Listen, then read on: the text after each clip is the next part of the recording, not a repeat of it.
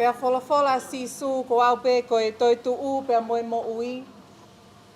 Ko iok tui piktai ki a te au neongo ko pekia ka tene mo ui pe. And Jesus said, I am the resurrection and the life, and those who believe in me, even though they die, will live. And everyone who lives and believes in me will never die. Ko whakatapu ki he tautahai o tua koe tamai alo pea mo e lau mālie mauni oni. Whatapu ki a hou eiki ka umaa haatau I whanua. Whatapu ke whaiwhekau, Reverend Gapueri Vaka mo haatau la eiki. Pehe whatapu ke pekia o kei e pā, Enilose Fatukala. Whatapu ke ulomotu ai whamili pea moe whahu. Pea whatapu ke whanau paia moe whangamakapuna pea moe whamili hono kotoa pe. Kai ata ke o whakakato ai whailotu uluaki o e whahekeheka ai pekia. Pea ko whaapa ke ulakakai o I whanua ai o tau tuu ai ko I Political Peoples of the Eora Nation. Kai tupe moa whamili ke o whawheiloaki atu au. Pea mo e whaiwhekauni. Ko Kingoa, ko Carissa Suli. Pea ko Heni pe, ko e kutunga ane ka ko e sewa aniti ai eiki. Ko ongo whaiwhekau I he sias whatata Australia ko Kepueli Vaka. Ko au pea mo Kepueli, ko e moko puna ua maua ai mheitanga ai pekia. Mana Moimoi Vaka. Ko eku kui te vita whinau Vaka pea mo vinola Vaka. Ko e kui ai whaiwhekauni, ko I noke ko I te hina peia taha eku kui a te vita Vaka. Ai anai malia I noke pea mo whewhi Vaka, kei mo ui ai whine eikini a whewhi fua motu. Ka I he tawhaaki e kukui whewhine a vinola Vaka. Ko e whae a Enilose. Enilose's mother, Camilia, is my grandmother's sister. Pea neongo ok mātuu atu ko uhi ko e kakala ko whakakahoaki ki maua. Ko e whaiwhekau I he siasi whaatataha Australia o kuongo ke a te maua e mātuu atu. O kai makatuunga I he mawhaiwhekau, kai makatuunga I he whehokotake o e whamili o tau tahape. Tahape he whamili, pea tahape I huafa ho tau eiki ko sisuka laisi. Pero whamalo atu Camilia I he whakaafi ko ke whai, ke mawhakakato atu ai whailotu uluaki o e whiafi ko e ni. Family o tau whakataha mai e whiawhi koe ni ke whai e tau lotu whawhetai. Give thanks to God for the life of Enilose. Pea neongo koe ngata anga e nia ai mo ui o Enilose I mamani koe ni koe ka mata anga fo o e ni e ne mo ui. E ne whanonga mo tau eiki ko sisuka laisi. Pe kia tek mou tolu maupe ai ke lesi ho tau eiki ko sisuka laisi. Ko ki Pelikani ko whotutu pe moi whaiwhekau, e lau atu pe ai himi, pe whai pe moi lotu no ui, ai lau mali eiki ke tataki, e tau whakawheao pe moi whae ko e ni, pe kahilia te lau atu ai lesoni pe e taha, te whai atu moi poupou whakalau mali e pe whai moi lotu whakaosi he whaiwhekau, pe te tau himi, pe au ke lesi leva, e tau whai lotu. Ko whawhei nei whaiwhekau ke pueli, ke hoko atu kamata e tau whai lotu a ke himi uluaki mālo.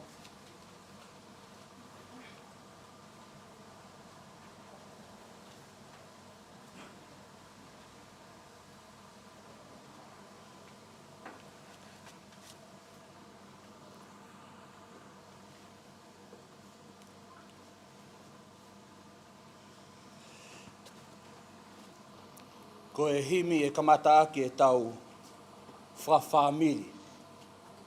Whawheau tau whai pa mo e whae ko e ni. Ko e himi ni mange au whango fulumani mai himi. Ka ko e hi ko e Whaingata ko tō he whunga e tau whanua. Ia e kore me whakaamu that all the music will be played through the speaker. Kai tō e whainga māli e ko ia ke te whakalaulau loto, ki he ngahi sāme ko whau he kau muaki o e lotu. Ke whakamau ki ai e tau whakakaukau, me tau whai lotu whai he pōko e ni.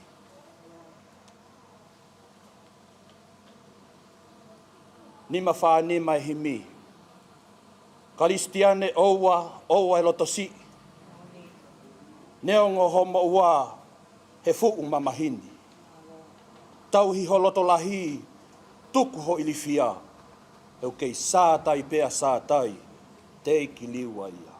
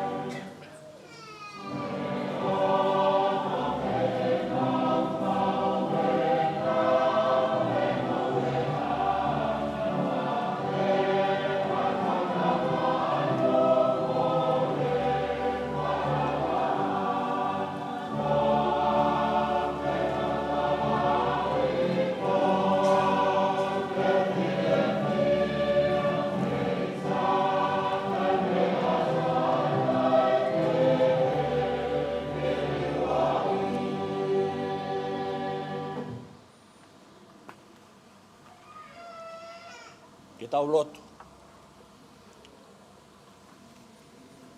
E sihova siaila, ai vunivalu o afio me he kilu a, i he kaha una pea mo e lolotonga. O mau hao iho ao o tā pafua atu. He koi whaahingo e tangata o kui kai malawa ke ne makupusi, ai nau mo e mafi ai afiona. He o tupua mo tau mamao aho o ngeia. Koho o uho o ku kanoloto aki ai ngeia mo e kelesi. O whakatafu e fue ai whahinga e tangata ke whakamatala. Pea o ku aoniu aho o pule. Mo ho o mafi o ku whakalewelewa. Ka koe hi koe ofa fungani e kolosi. Ko ke hanga o whakamao opo mai ki mautolu ko ho o whanau. Pea koe lea peia tuha moho mau whiunga, whakawhetai ki a Sihova. Mau ka whataha i he whiaf koeni, ko hi koe kaupo uli kua tō i he loto whalo e whamiri. Whae koeni ko Enilose, Pelikani, Fatukala. Ko ne tali ko au ki ho ui maoni o ni. O mohoni e tamai o tangi ho mau loto. Mo masiva ho mau loto whale ko hi koe mole ai taha i koloa koeni. Ka o ku mau tui ta e vei ua. O kui kai iai ha hala whanonga i he mama koeni. Te ke hanga siaki ki mau tolu. Pea moni e lea e puna ke he koe hala ia ki he kololi ia. Whaingofua pe whaingata. Ka iai a si isu te aluai. Eiki o mau tulolo i he fiaf koeni. Ke alo ofa mai ki a te mau tolu. Hanga i fofonga ki he lotu te mau whaini. Mea mai ho lau maali e mani o ni. O tatoka i he loto e tahine whahu. Ai ulumotu a. Ai si whanau o whaina. ai kai ngā me ngahi kupu whekau aki, ke mau hanonga mo hawhie maari e. Tā puaki mai ai ngau e whiawhini. Si whai whekau korisa pia mo e whekau whakalau maali e ko te u. Pia tuku ke hoko a ho whekau, ko e mau matai koloa. Ke tātongi ia iho mau loto mo e atamai, ke hoko ia ko e poutuliki mo e pouama ke maunga ki ai. Lolotonga ai teu whakamaavae, pia mo e whae koe ni. Koe ni ai lotu mo e hu o mau whai he hoani, ia sisu kalaisi, ka ko mau whakamo ui. Amen.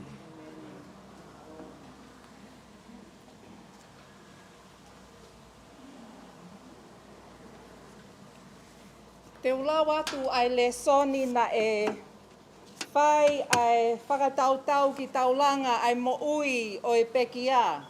The text I'm going to read was one of Enilose's most favorite passages, particularly in the last leg of her life. And I read this psalm to Eni when she was in the nursing home, not knowing that this was her favorite psalm. Nā kulau ai sā me koe ni kia Eni taimi na i he api o i kautou leke leka, pe na i kai keu iloi koe sā me manako Eni ai pekia.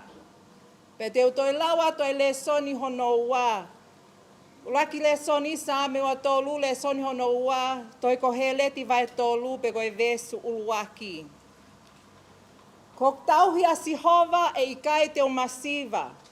O kune whakatokoto au he ngai to awha lau muko muka. O kune taki au ki he ngai vai whakanonga. Ko kulau maalie o kune whakafoki.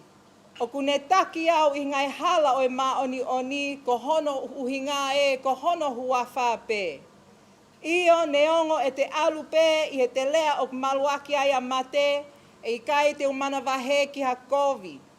He kokoe o kumawheohi, ko si o toko mo akau o kuna whakawhie maalie i au.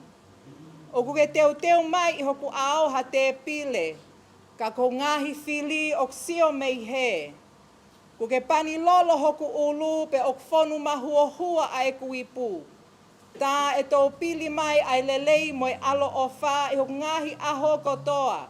Pe ko e kunofo i he whale o Sihova e whaipe o lau i kuonga. Le soni hono ua ko he leti vai tolu pe ko e verse uluaki, Ecclesiastes chapter 3 verse 1, and it says, "For everything there is a season and a time under heaven." Ko e mea kotoa pe o kei hono taimi pe mohono aho kotofa ke whainga kotoa pe i he lalo langi. E meni. Ke lesi melino, pea moe alo ofai o tua kia tek mo tolu kotoa pe ai whamili.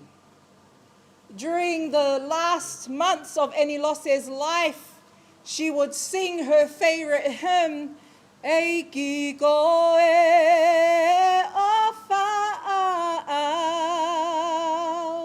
And then she would recite the psalm, ko hoku tauhi a Sihova e ikai te umasiva. A psalm like Psalm 23 and the very familiar hymn o himi taha taha wha, eiki koe ofa au. It helps us to understand pe mahi noi ki a te tau tolu ai mahu inga, ai toko taha na nofo a Enilose o whakalaulau loto ki ai. I he aho mo e pō kotoa e ne mo ui, i he konga wha osi e ne mo ui. Neongo ai au auha hono sino i tu a. Kai whawheta i he ne lau ai sāme, mo e ne hiva ai himi koe ni, na e whai ai whawha o e tangata i loto o e whae koe ni. We hear the words of Psalm 23 and it is a very familiar text. Koe tahe na ngai sāme pe ngai potwholofola manakoa pea oku whakanohoko koe whakanonga ke kakai toko lahi. The peaceful trust of this prayer, the simple images that comes to life, there are green pastures, there is water, there is a dark valley, and there is a table of the Lord. And it tells us how God accompanies God's people even through the most darkest times of their lives. Koe tahaina ngai same falala whakanonga o lotu ha i same watolu. O kune o mai ai ngai I misi whaingo fua o whakawhekau aki mo e tau mo ui whakaaho. O kiai ai ngoe ma ui ui, o kiai ai vai. O kiai ai te lea o malu aki ai a mate, o kiai ai te pile ai eiki. Peo tala mai ai whaunga o ku alu whakatahai ai o tua mo I kakai tui I ngahi taimi whainga taa o e nau whanonga anga. O hanga e he sāmeni o whakaha mai ai ngahi palo mesi ai o tua mo e awhio anga o tua I hono o kakai. The psalm gives us so many promises for God's people. Peko e palo mesi ai o tua tala mai e sāme o atolu e malui e o tua o hono kakai I e whanonga anga e nau mo ui. I he aho e fia, I he aho e mamahi. O apia ke ha taimi o whehangahangai mo e mate, na mo e whehangahangai mo e nau ngahi fili. Pea neongo o ku whaangawe ake ai sāmeni ke ngai mea whakaeiki ko tui whaamili mo e kau ngā maheni ko toa pē. O ku aunga ai sāmeni ki a te koe pea moau I he ahu mahu inga koe ni. He o palo mesi mai ai sāme o atolu, e hanga e he o tua o tokonaki ai mea kotoa pē I he tau mo ui.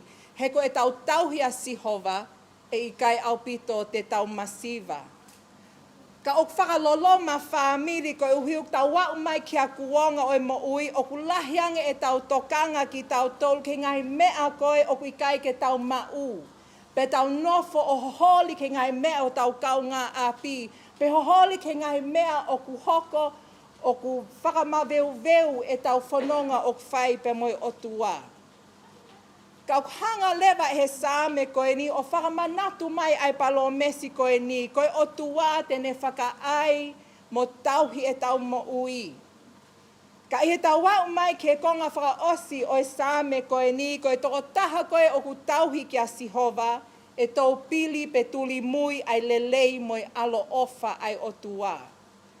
Ka pau o ku heni he whiawhi koe ni o ku ke o ngoi o ku kai ke tau pili atu ai lelei mo I alo ofa ai o tua ki o mo ui. Tō tonu ke tau toi wakai I pe ko hai o ku tau tauhi ki ai. Whamili nai mahino pe ai toko taha nai tauhi ai mo ui a Enilose. Na iloi pe e ni a Sihova ko ne tauhi sipi lelei pe ia, pe naene iloi ko uhi ko ne tui ki a sisu ka laisi. Pe ko tala ofa ko ni ki a te koe pe a moau ke hoko a ka laisi ko e ta tauhi sipi lelei I hoko atu ai whanonga anga e tau mo ui. Mahino whamili ai toko taha na e tauhia e ni. Toi e ni a taua ke ta whakapapau I. O hange ko e whakapapau na e whai e Enilose I he ngai konga whakaosi o ne mo ui. Kai kehe, ko e whakapuli-puli o e te ikuna ai whanonga o ku alu ake ai a mate, ko e te nofo o whanongo ke leo o e tauhi sipi lelei ke ne tataki ho tau whanonga anga. I'm sure each of us have experienced at one point or another in our lives walking through a dark valley. And when it's dark, all we see is darkness. And one could say that the eye no longer sees anything, there is only hearing. But as we walk in that darkness, we hear that the Lord's staff continues to tap on the ground, pointing us to the voice of God.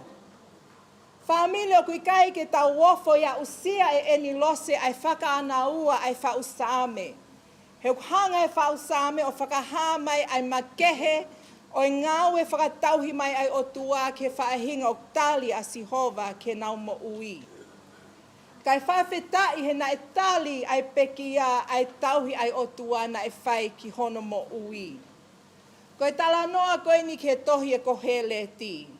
The book of Ecclesiastes, it tells us, koe mea kotoa pe o ki ai hano taimi mo hano aho kotofa ke whanonga kotoa pe I he lalo langi. O ki ai aho ke whanaui, o ki ai aho ke pekia, o ki ai aho ke tō, mo aho ke taaki, mo aho ke tō. Mo aho ki kai ke tau fie whakaongo ki ai koe uhi o ku whakaman kona ngataa ai mea koe ofa. Pe o whainga taa ia whaamili ke tau hanga tali ai aho koe o kuhui mai e o tua ke tau tukuange ai mea o tau ofa ai. Ko tui whaamili ka pau koe hala whanonga ia o Moimoi e whainga taa maupea ofa ke ne hanga o tukuange pe tā o mahino koe mea koe ni o ku whaka i tā niti. Pe ine pehe leva o ku ikai ke tau ilo pe e anga whewhe e tau hanga o kamata ke tukuange ai mea o ku tau ofa ai. We live through seasons of life and death, and we as a family and a community are in a season of death, and we don't know how do we even begin to let go of the one that we have loved all these years. Kanai hanga e eni o whakailonga ai mea koe ni, o ku iai ai aho ke mea kotoa pe. There is a time for everything. Ko tui nā ne hanga pe o teu ai ne Moimoi, ke mea ko ia, ke ne ako, ke ne hanga o tukuange, ai ngai mea nai ofa ai. Nai iai e aho nai tokoto i he uma e ne whae. Nai iai e aho nai kamata e ne whe ofa aki pe mo e ne hoa ofa anga. Nau tupu hake o ilo e pe ko ti whaita. Nai iai e aho nai whanawhana ke te linga e ne whanau. Pe nai iai ai aho nai tokoto e ne whangamakapuna i hono whata. O mooni ai lea koe a Solomone hivo e hiva. O kuala hono to o he mā ki o kulalo ulu. Pe a wha o fua hono to o mata u i a te au. Whamili ko anga ia ai puke ai o tua ai kakai o ku ofa ai. Pe o pehe hono hanga e whae koe ni o puke mai ai whamili. Puke mai e ne whanau mo e whangamakapura neongo ai toko lahi ai whanau. Ka nā ne puke kotoa peki nau tolu. Me he lahi taha ke si taha. Ka pau te tau Moimoi ai ngai ai Moimoi moi whanonga Enilose. Yes, I truly believe throughout her life she learnt to let go. She said goodbye and she buried her beloved husband many years ago. She left Tonga and let go of Tonga and created a life in New Zealand, came here to Australia. And I truly believe as one of the younger generations, ko monu I au he nau tupu hake koe no sila, nai lahe whiohi pe moi whae koe ni, pe mo ne huse pāniti moi whanau. I want to speak in English for the grandchildren to share of my experiences. I got to experience life with your grandmother in her early years of life. And your grandmother was a beautiful, loving woman. Koe whae na e whotu mali maupe. Na I kai ke iaha ulunganga e eni. Ka iaha taha ia o ku ita atu. Like if when there was someone that would like yell at your grandmother or they'll get angry with her, her response was a smile. She never spoke back. She would always just greet them with a smile. I remember also a time growing up in New Zealand when Daniela, Masao, Siwa, the older brothers of Kamilia and Tahila in New Zealand, they lived with my grandparents for a period of time, and I got to grow up with Efoti and Benny. And the reason why I got to grow up with Efoti and Benny is because we would stay at my grandparents' house, Devita and Vinola, and play there while Annie would go and sew. She was a woman who sewed clothes. She sewed for the community in New Zealand. She gave her life that way in helping the community. And so I got to experience that life of Annie in her early years when she was a strong woman who loved every single child she had bared in her life. Kai whaamini ko fie tala loto aki eni, whakaosi aki e ku whai lotu. Pea tuku pe ke o tala noa uia, he ko ene alo eni, o kui kai hato e whoki mai. I got to experience her last leg of life. Ene konga whakaosi o mo uia eni. Holo ene sino. The woman I knew that was strong and would work so hard was lying in a bed. Na wausia ene kamata ke tuku wange a ene whanau mo ene whangamakapuna. When I visited Annie in the nursing home, pau ko puno atu ke whine e ki o wheilo aki mo ia. Pau e ki ange ki ai, ko haio ku lea atu. Who is speaking to you? And she said to me, ko Karisa. We talked, and it was with these words that made me realize Annie is beginning to let go of this earth and begin her journey home. And she said to me, and the reason why I remember these words, because we are in social media days where you take photos and videos of everyone you visit nowadays. So I have proof of this video conversation with Annie. She said to me, ko talanke Annie, no fokoe o whakalaulau loto, teo ho hala au ke eiki, tuwangai mea kotoa. Ka koe lea nei whine eiki nei pehe mai. Ko whie maa liepe, malo au pito tokoni mai eiki. Whawhetai ke o tua mo ene ofa mai ke tau mo ui. And then I asked her another question and I said to her, Annie, tau lai ho nofo he fu maa mani koe ni. You've lived on this earth for many years. You've bared children, you've seen your children grow, you've seen grandchildren. Tala mai ange pe koe haho o lea whakaosi mai ke family. What is your last words of wisdom to the family? And this is what she said to me. Tala ke family, ke vete ke otua hotawanga kovi, hotawanga hala. Pea ke nau nofo fe ofo o whani. Ke tau nofo fe ofo o whani. And I asked her one more question before I prayed for her. And I said to her, taimi ko langa e neva e. And so I'm massaging her foot. And I asked her, fe nai eni ho mohe he po uli. Pe koe ne tali nai pehe. Koe po uli o saipe e ku mohe. Ka koe po uli, ko tangi pehe po uli e ku ofa ki hoku whanau. Koe lea ia homo whine eiki. Tahila ka o maa kamilia e foti toe ngai whanau ki Nuusila. This is one of the days when the face of the sun is covered by the darkness of the cloud and you are not able to see hope. But when you come to the end of the text, taimko ke hawai ke wha o singo I sāmi wa tolu mo I tohe ko he leti, oku kei I iaipe ai o tua family. God is still there to bring the goodness of life to you. Ke loe whakataha mo ki mo tolu. Mua utake ai whanonga te mo whai, I he māwai po e moi whae koe ni.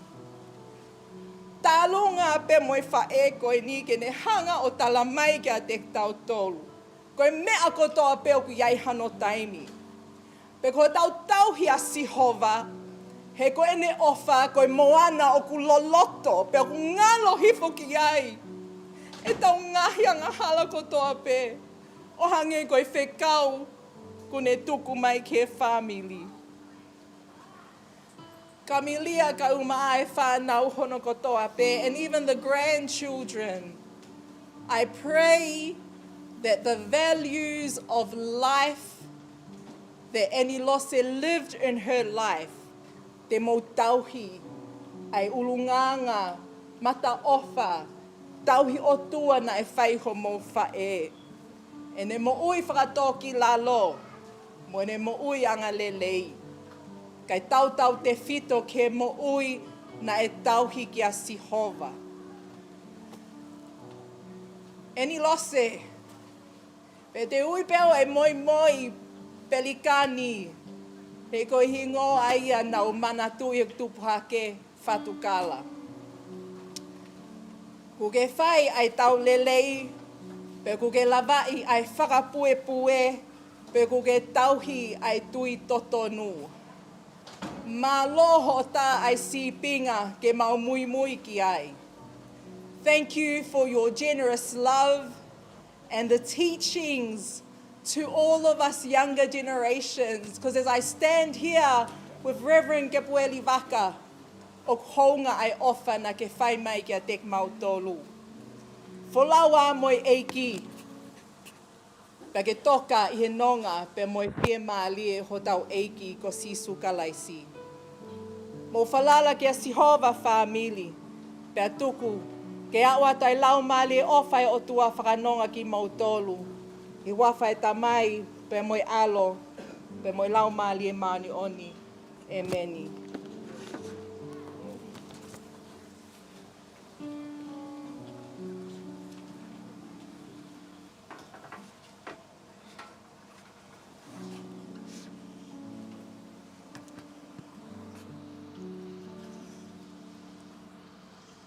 O hange ko e whakatala noa ko whai he whai whikau. We are going to listen to your Nana's favourite hymn. And you might remember this hymn when Tonga played all the countries in the World Cup. Himi te au taha whae himi. This hymn talks about God's love being wider, being deeper than any ocean on this earth. And even though you may grieve your grandmother today, rest assured that she is smiling down on all of you. And one day we will meet her in paradise where there will be no more crying. There will be all of singing Eiki koe ofa au, because I'm sure she will put it on repeat when we get to the pearly gates. Ka uihe ngahi vesi o himi koe ni, ne hanga Sion Wesley o whakataata ai ofa ai otua. Ki ha moana loloto pe ko ha moana o ki kai iai hano takere. Koe ofa koe ia, hoko ia. Koe whakanonga pa koe vai whakanonga ke whamili lolotonga e whiohi tau whai I taimi. Koe ai te tau whanongo ki he himi koe ni. Koe himi manako o Enilose Fatukala.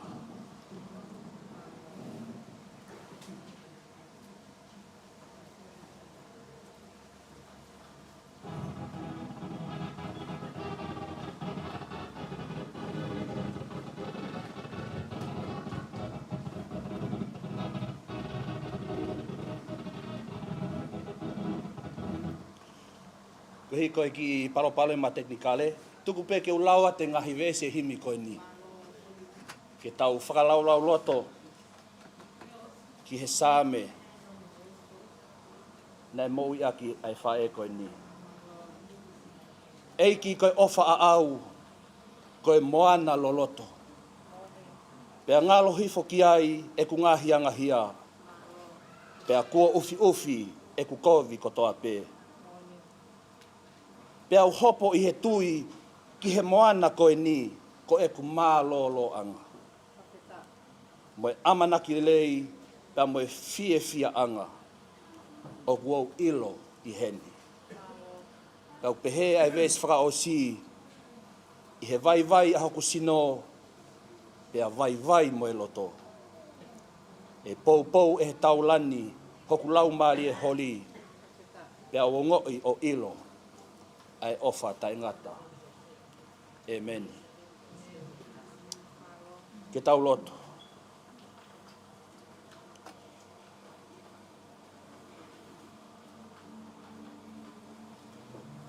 Ko sisu kua pau mo ona. Ke tu I whakalewelewa. E punou ki ai kotoa.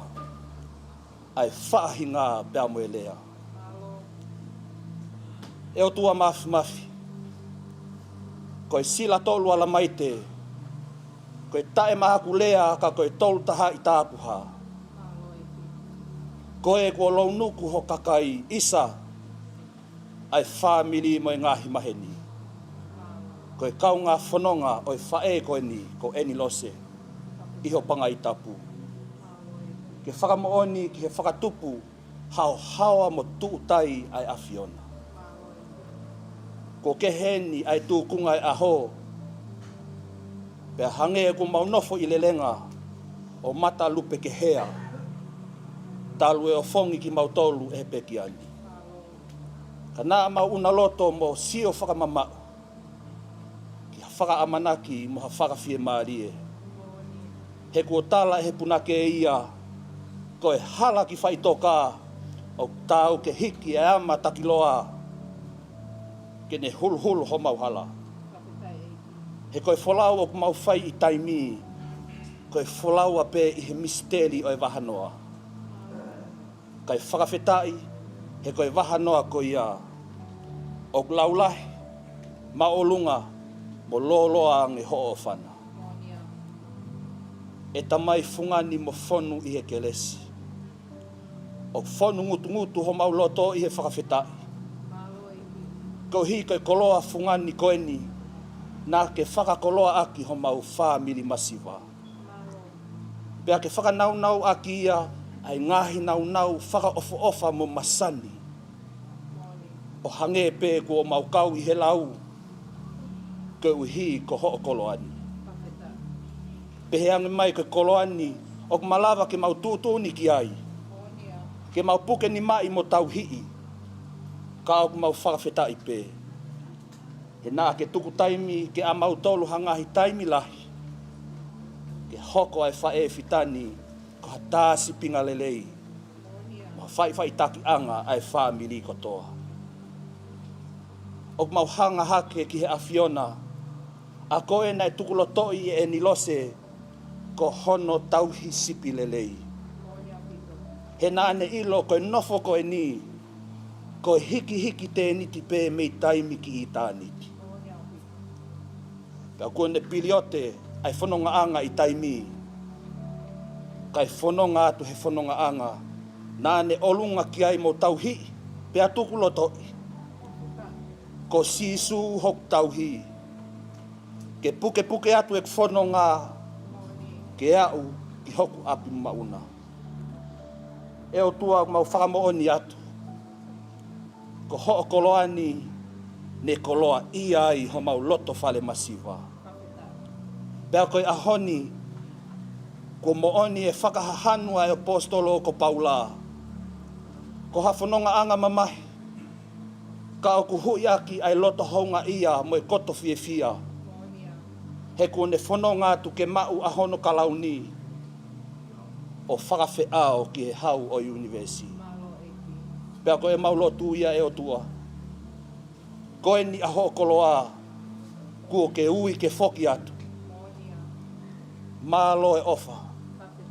Pea whakawhetai e mau koloa. Koe mau amanaki ia pe e ato nai sihova. Kau mai mua he teu e whanonga o whai atuni. Si Enilose ki he whakalake pa. Ai whanau o whaina mo e whangamakapuna kotoa. E whakapulupulu ki nau tolu aki haa hono ngā mo e whie maalie. O mei he awhiona toko tahape. Koe aluni ai tahai koloa me ho mauloto whale. Koe tā ia o kuongo. Kai oa nā ngalo ia tek mau tolu. A ene fofonga mali. A ene whana mea. Mo e ngahi ako nā ki. Io. A ene tui pikitai kia kalaisi. E iklelei ko eni ai lotu o mau Moimoi atu ki loto tatauna. Ai ngahi whatongia ko toa pē o toe ke whakakakato he ulmotu a.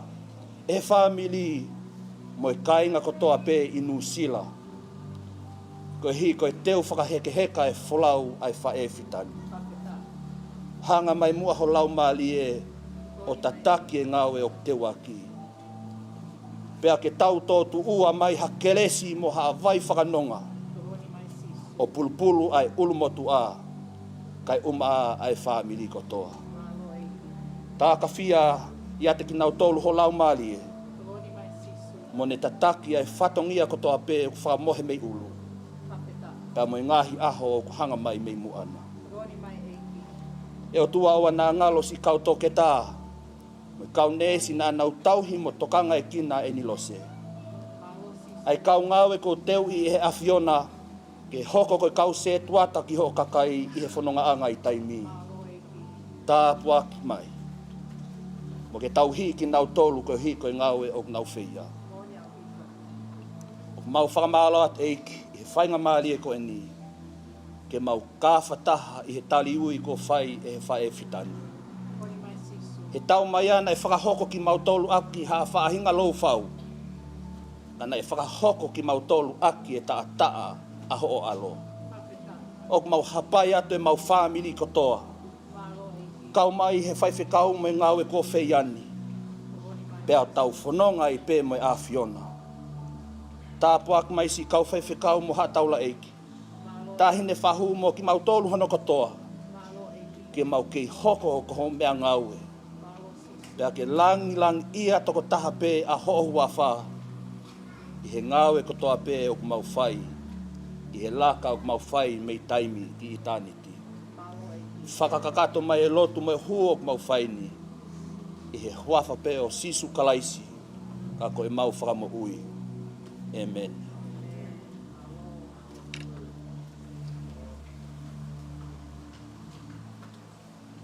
Famili mo tauhi ki a Sihova. Koe koe nonga ai o tua, ai o mama e tatai o e atamai kotoa pē.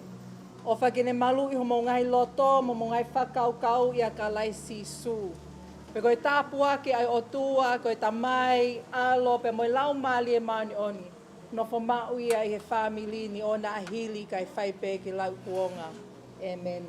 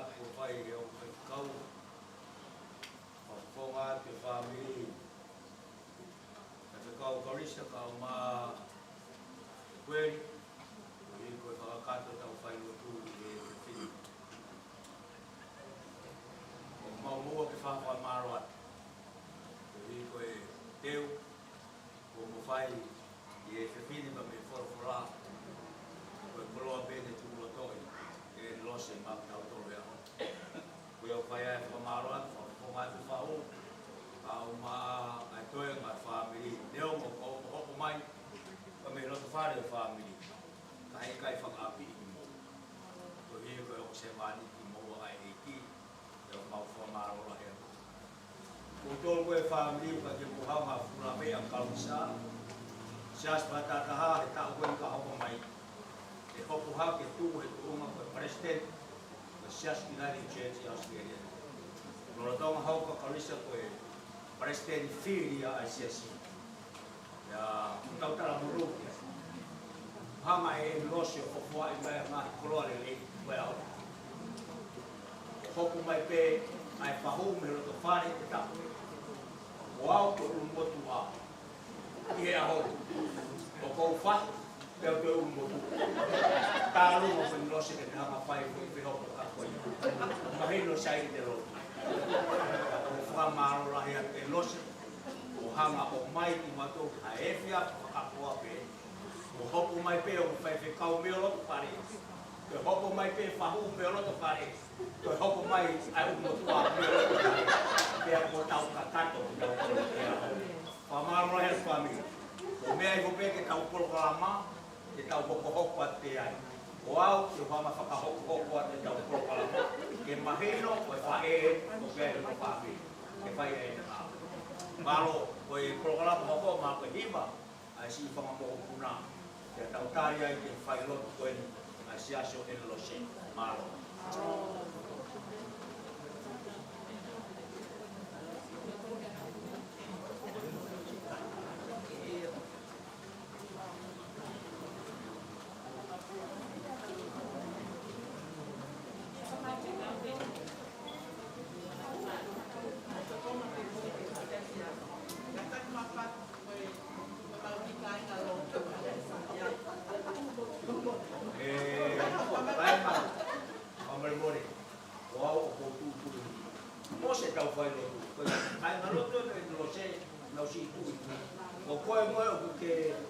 whanau ke whakawhonu whakalau maari e, tamutu e. O kōkua ke whakawhonu rau maari e, mea tuku. Ai a tātai, tōkua te tau au. E whanau tāpe ki wā. Mutoko na te o whini wā, ai o tātare hau e whai. Mārobi.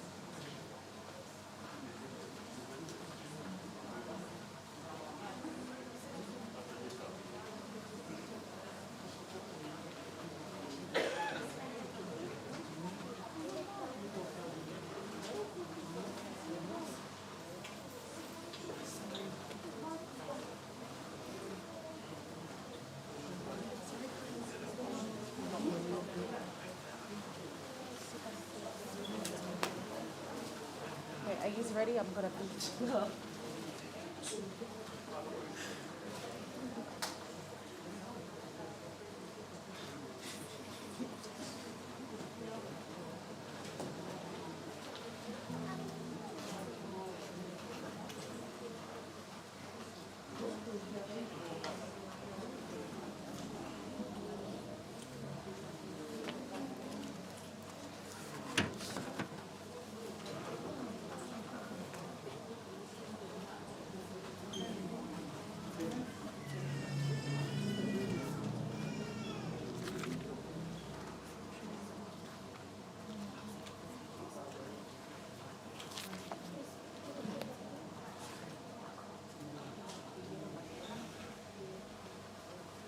I think should be okay.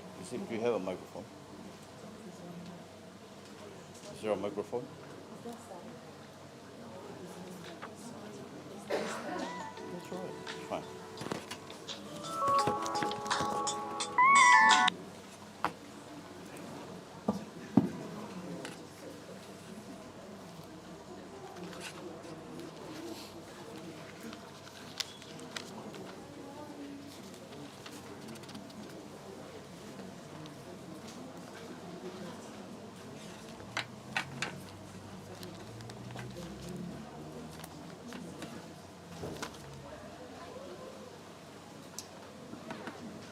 Kore ke whakaki he a whia atua e tau hau haonga. Ia whakaki he whaiki, taini ko Enilose. Pe whadapat ke whahu mai motolu tau pe kameria, pi kahila. Ia motolu e tau tonu.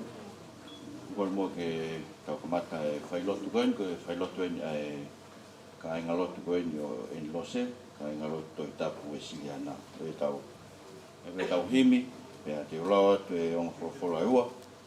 Pea whaimaki pōpou, pea tau toi himi, pea tau toi pilotu, maalapiti.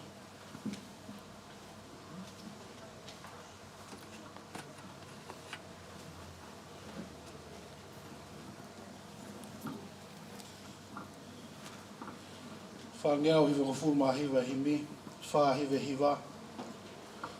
Ko se tau mo ui, ko e fuwa hanoa. Ma whai e hai ki whakauri, he potu kai loa.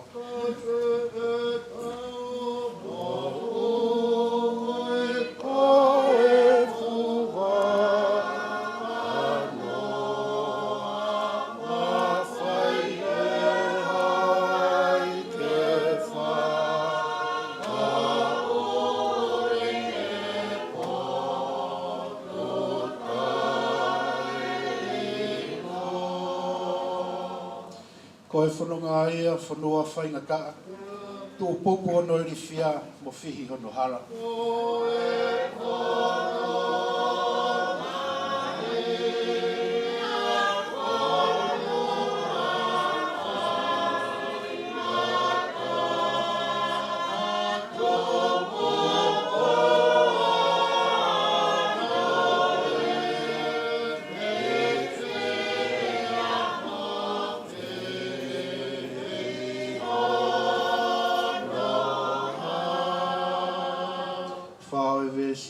Si su ko tau kei I he toa whani.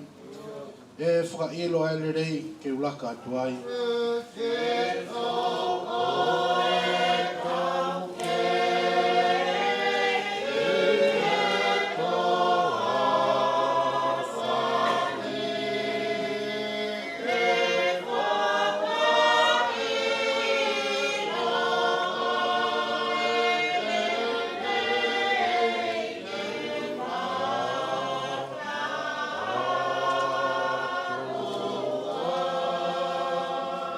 Ves whakausi, pēa tau lakatu, me hala kua tofa, o e toku I hatau, pe awhi hakoloa.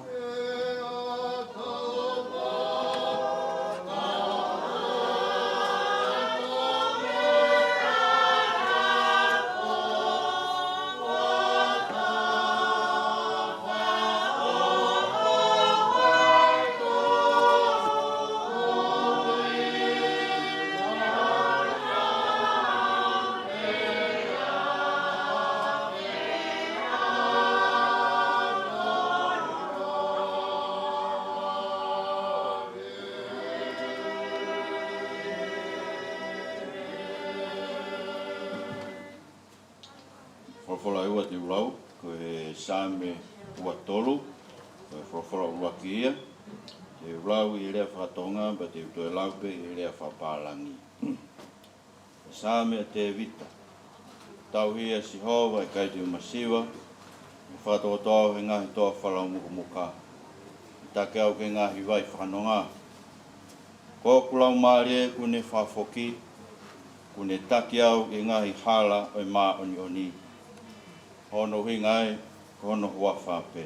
Io, neongo te alupe te rea kumalua kia ia mate. E kai te mana wahei kia kou, e ko koe umawheohi. Si o toko mua kau, kuna whawhie maare iau. Te teu mai o au te pire, ka ko ngahi whiri usio mei he. Panolo ho pulu, fon mahua hua e kui pō. Tā e tau piri mai e lerei me alo o wha, ko ngahi aho kotoa. E koe nofu I he whare o siopa, e whai peo lau e kuonga. So Psalm 23, a Psalm of David. The Lord is my shepherd, I have what I need. He lets me lie down in green pastures. He leads me beside quiet waters. He renews my life. He leads me along the right paths for his name's sake. Even when I go through the darkest valley, I fear no danger, for you are with me. Your rod and your staff, they comfort me. You prepare a table before me in the presence of my enemies. You anoint my head with oil, my cup overflows. Only goodness and faithful love will pursue me all the days of my life, and I will dwell in the house of the Lord as long as I live. Koe whawhala no wa, whawhala ko whaalau mau bega Enilose he mā. Taim ko tō pē ko alo a ahi ki ai, ko lau ki ko pui whawhala koe ni. Whaha vai whitu, ka koe vesi hiwa, ki e taha whaa. Ai au pehe. Hiri ana kua kai, pe tā koe whuka kai lah. Ai he kai lava, e taha no lau. Ko ka kai mei he.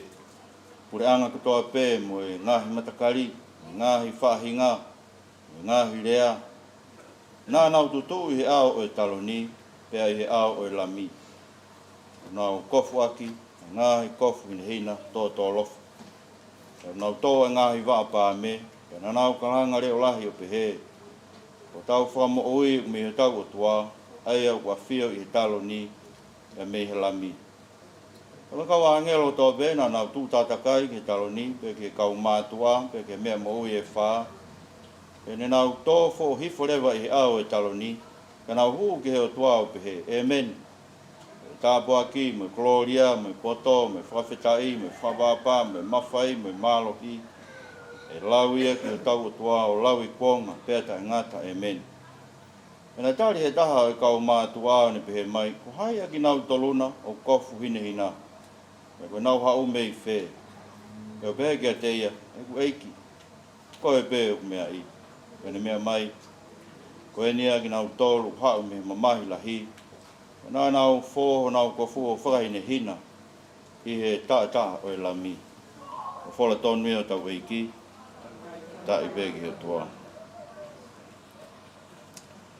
The second reading, this is a passage that I've always read to Enilose every time I come to visit her. So let me read this to you in English.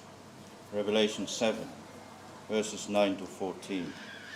And after this I looked, and there was a vast multitude from every nation, tribe, people, language, which no one could number, standing before the throne and before the Lamb.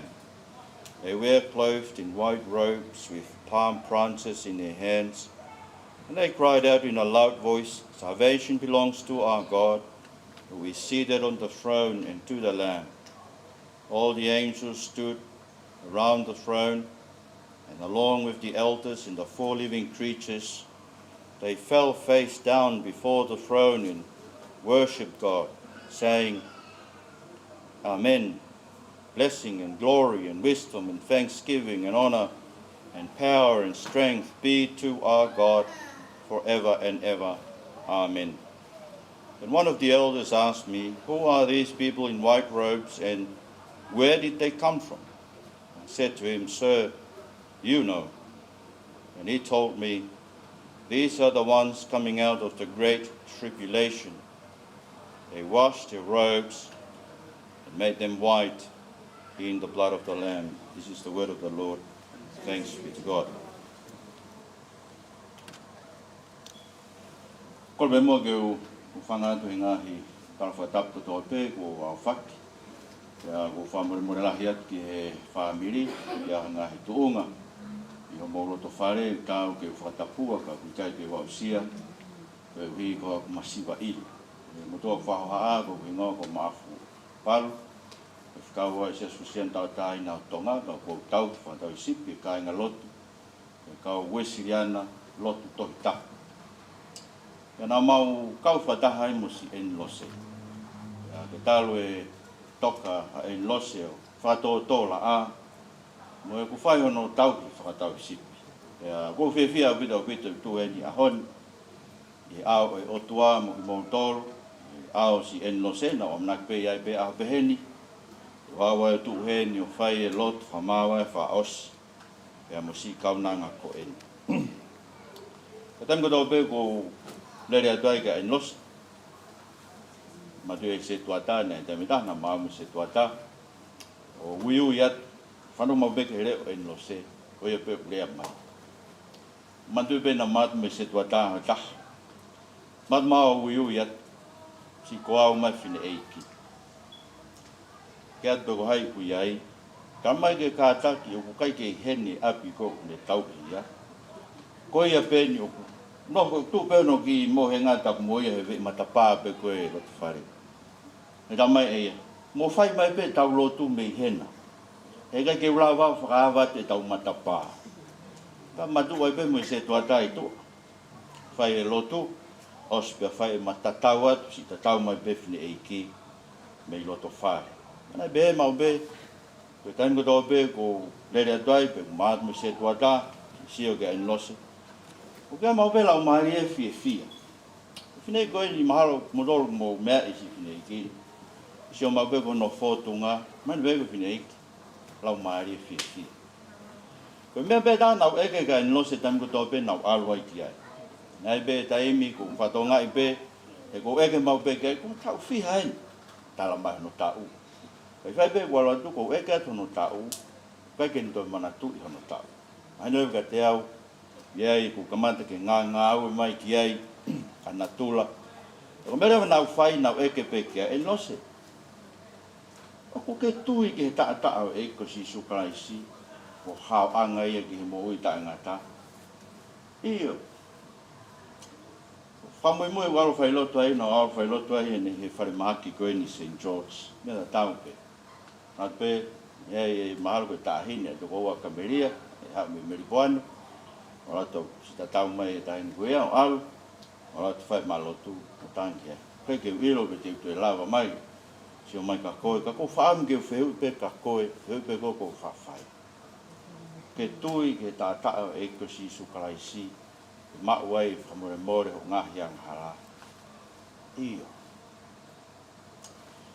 Ko mea ko vevea i he ahoni. Ke tu heni i he ao ki Montoro o whakamooni, si fefine ni na to whakapapau. I pēwau ke taimi koen ko uhinga ki ai. Ko ngoi au ne kamata ke mōria i te ia a hono ata mai tapu moi.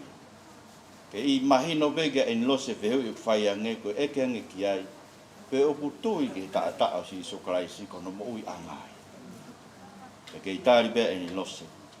Iyo. Ko whambea ke u whai pe pou ko ia me he sā me ua tolu. Mo mea e kāinga, o kameria mo tolu e tau tonu, ai mahu inga o e tauhi a Sihova. Tau rea pe tau tolu ka kon moni pe ke tau fuwhala tau toki, tau uhinga tau toki tau tau tau ngā ue. Uhinga tau tau tau nofo nua muri kuen koe welfare e kure anga.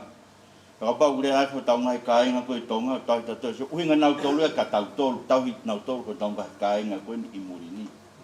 O tau rea aki pe tau tolu ko tau hia si hoa ka kohono mo oni Ka pau e ka pe ia ko tau loto tap mo ki moto. O alu e tau whakatau to ke ngahi mea ke. Ko ngahi mea toku ia tene tau hiki tau tau. Whakau ke si ve fine koe ni, ilo e ve fine koe ni ai mahu inga koe tau asiho. E mo mea angi ki he ahoni. Koe haha mea tene toi tau si ve fine he ahoni. O se tau hea kameria mo tahila, mo si nofu e tahila ka mo no hoa ki polo ai. O se ofa e si ngai whaamiri koe ni o ki he tokoa koe na kameria mo si ne whanau me meri poane. Mo si toinga ngahi kupu whekau aki me nu sila. O se mea koto, o se tau ofa, o se tau tauhi, o se ngai mea koto. Ngata pea he mo me niti koe. Na e ui ai e eiki, ke si whewhine koe. Tau he pea si hova e toa. E kai koe, koe tau he pea si hova tene ave ia me he mo ui koe ni ki he mo ui kaha. Koe tau he pea si hova tene ave koe, mo au. Me he mo ui koe ni ki he mo ui kaha. Ka toa ngai mea koe ni tau whalala. E tau whanga ki i lotu. Tau whanga ki i lakanga he lotu. E tau whanga ki ngā ue mo, tau whanga ki ngā oto ota ki api. Koe mō me niti e ui ai eiki, koe ne ngata ia. Ai tauhi ai umea koe ia. Ko hok tauhi a sihovo. E kai te o masiva o ke mate. Tamahe apostolo ko Paula, kau ka mo ui. Whawhetai koe uhinga ke maha fuahi ngā koe. Kau ka mate. A siri ia hoku whakakoloa. If I live, it means that I will bear fruit in my ministry of the gospel. If I die, it will be gain, not loss. For those of us who are in Christ, we think a lot about our death. And I want to challenge you people. You should think more of your death than anything else. You should worry more about your death than your work, than your job, than your house, than your vehicles, or whatever it is. Because everything will end. Only Jesus Christ can take you on from this life to the other life. Yes, it is not a fantasy, my dear friends, my non-Tongan friends. It's not a fantasy to think that there is a life beyond this life. No, it's not fantasy. It is real. Far more real than this life. I can't keep anything in this life, but I know that everything I have stored for myself in the other life, in Christ, I will get that. Why? Because Jesus Christ, one man, had died, rose again after 3 days. You know, if you're dead for 3 days and come back from the dead, I want to trust a man like that. I don't want to trust any person who was near death and comes back and said that they saw light and they saw fire.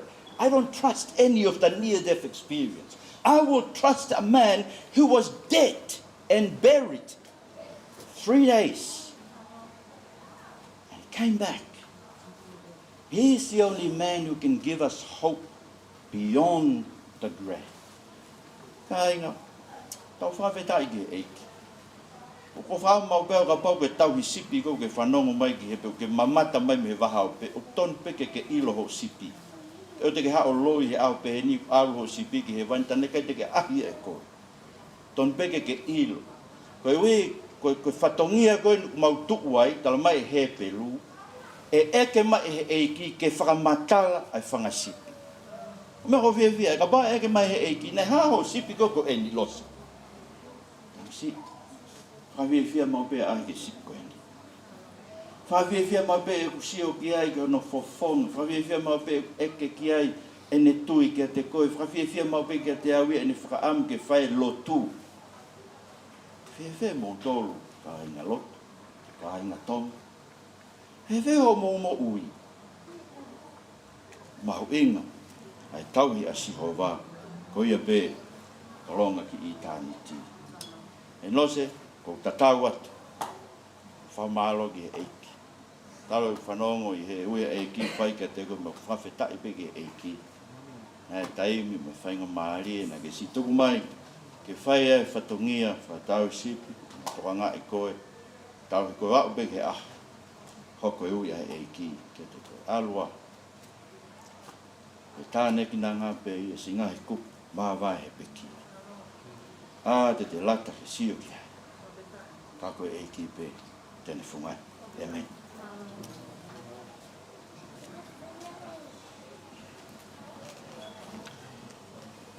Ko te hiwa ni mangeau mā taha himi, ni manoa taha. E hoku kau ngā mamahia, kau Pelikani o Ngosia I e whanongani. Mo whangaro ngalo si I a kongi he mauini o hanga ki he langi.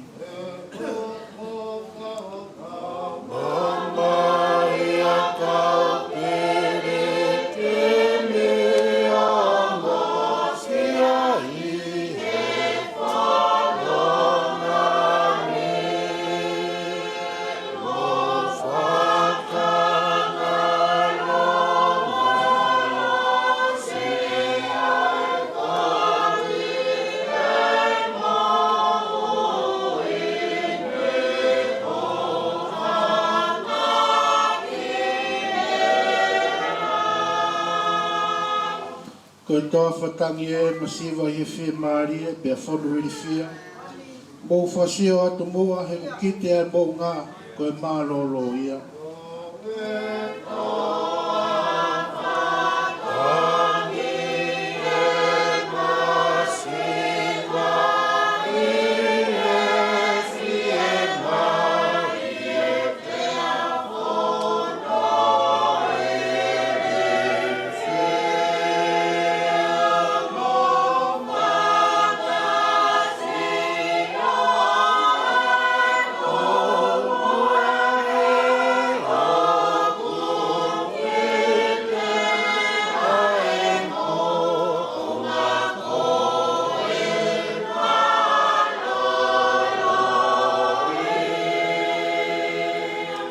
Mau I kupu, kau ngā mamahi moi hau, ka osire vai tau te tau fuwhia whia. Te kau iono tawha aki I he taloni o langi, o kau ngā hau moia.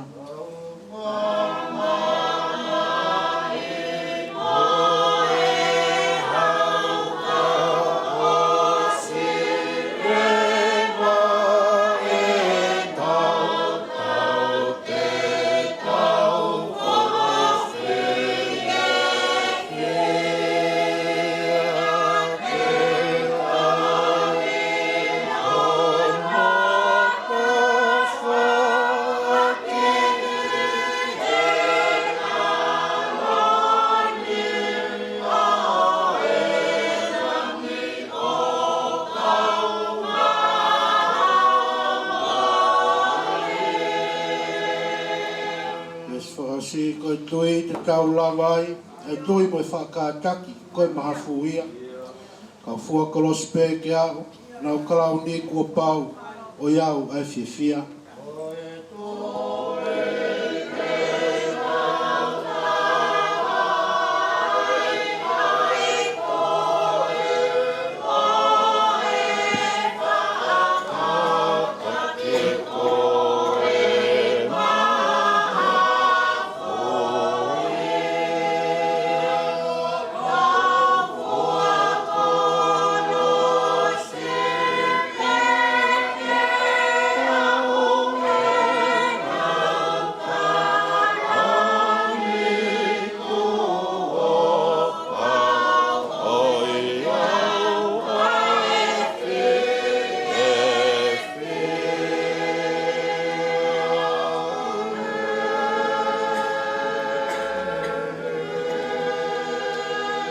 Kore ke tau lotu, ke a tari mai tau lotu. Wa, ke tā e. Eo.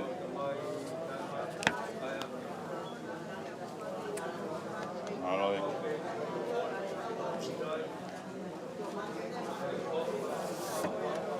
Wa, ke tā e. Eo.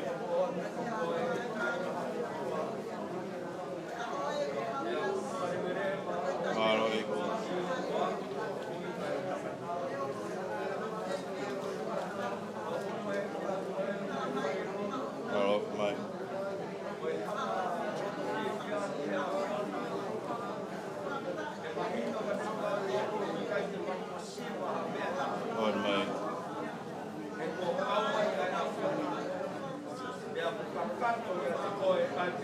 Alo Moimoi Pelikani.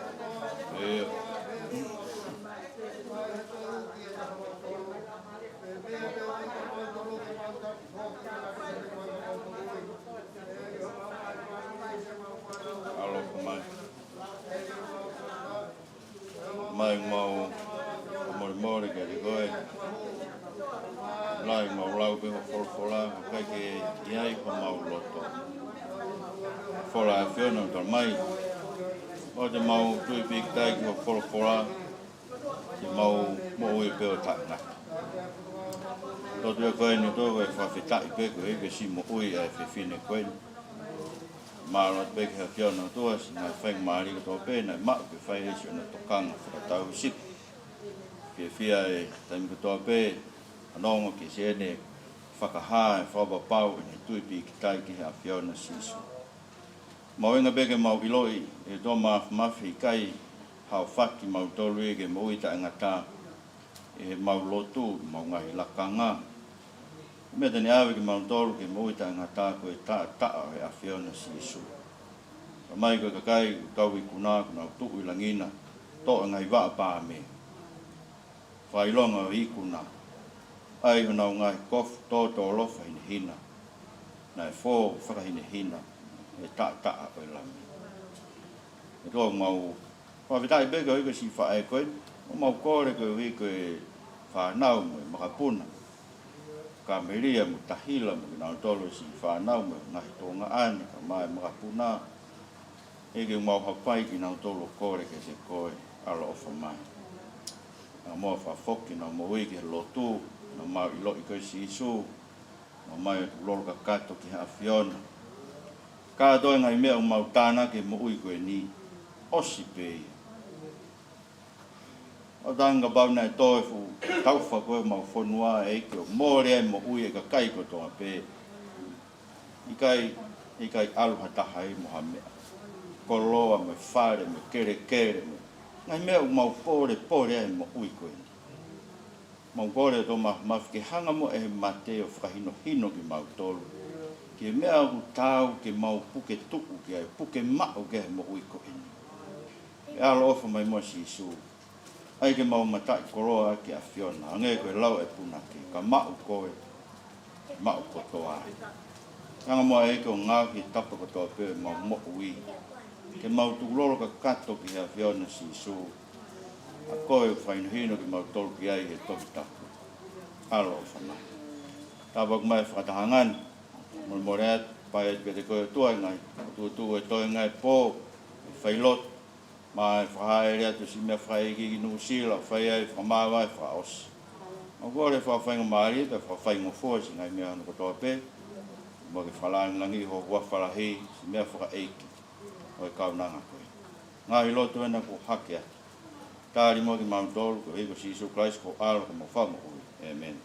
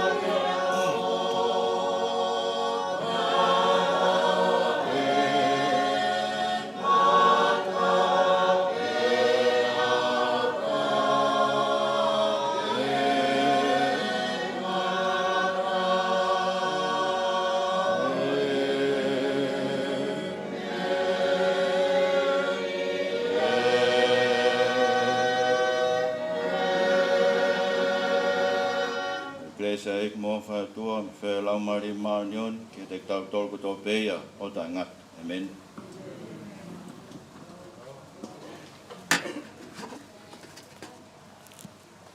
ko le u fa mate mai patapu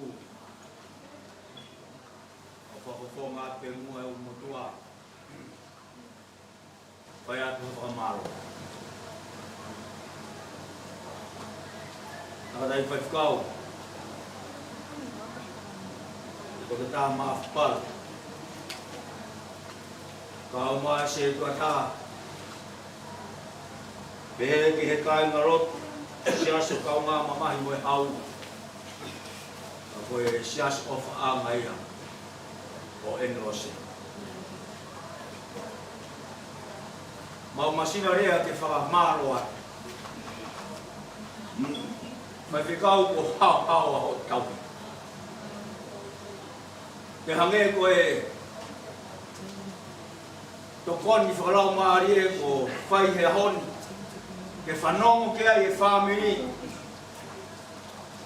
ko e koloa e a Enilose ko e puke ai ne ki tui ki he oto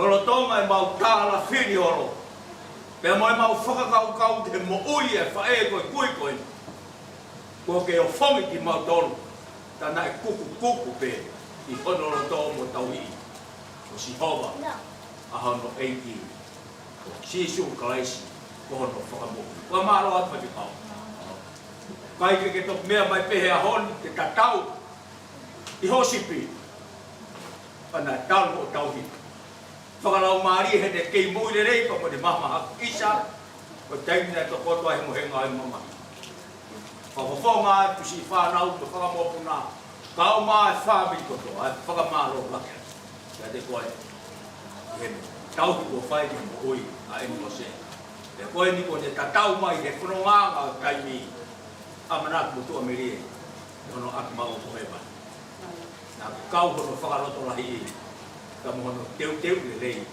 e kumuni ne koloa ai tau tala noa e ma maro at ma kau ma kai ngalo tu Steven maro lahi at o tu yo mari mai pea ni los ia koe a hono ma e na kai ke to ke ki to e kai ni na boi halo si wana i kiwa ma maro lahi at mo au maso ko kai ngalo tu ma au kakao fungan tai ko tau mata dia ia ho ko famana to pe tau polo kalama te tau osu tau tong dia ko hiva o ko sia tau ma ko ia kameria io ko hiva kau kala ke me ha ki pe ki mo pa fana fana ko ta ta ka ko to mai ro ko o si ko fai lo tu pe nia o ba nga ai o ko te ora ko pe ka ko fe o ma ha kon se ti ka ma ke te o ko hiva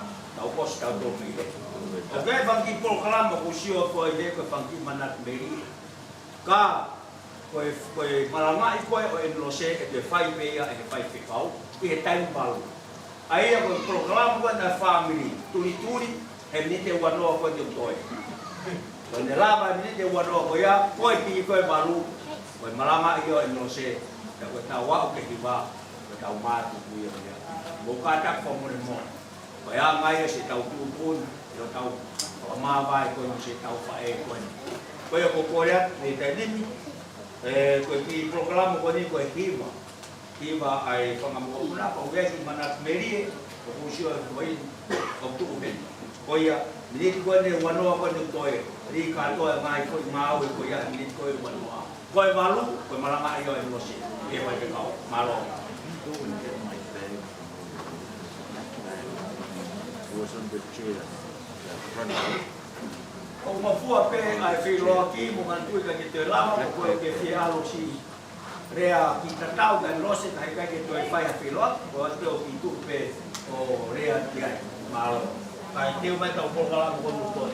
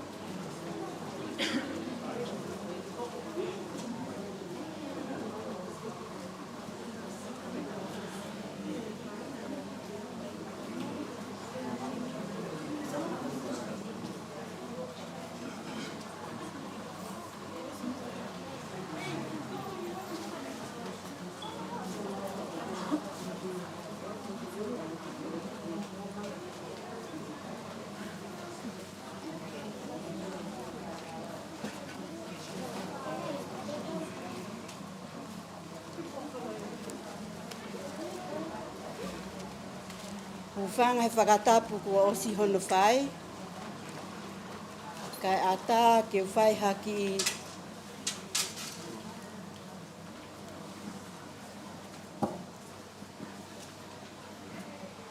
Kai ata ke whai haki manatu me rie si ipe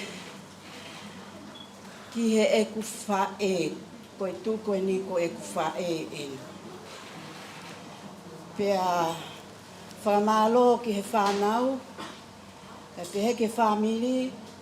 He whakahonga i ke uha, ke ulele mai. O whafofonga i aisea koe ni. Koe moko puna au o manu nā.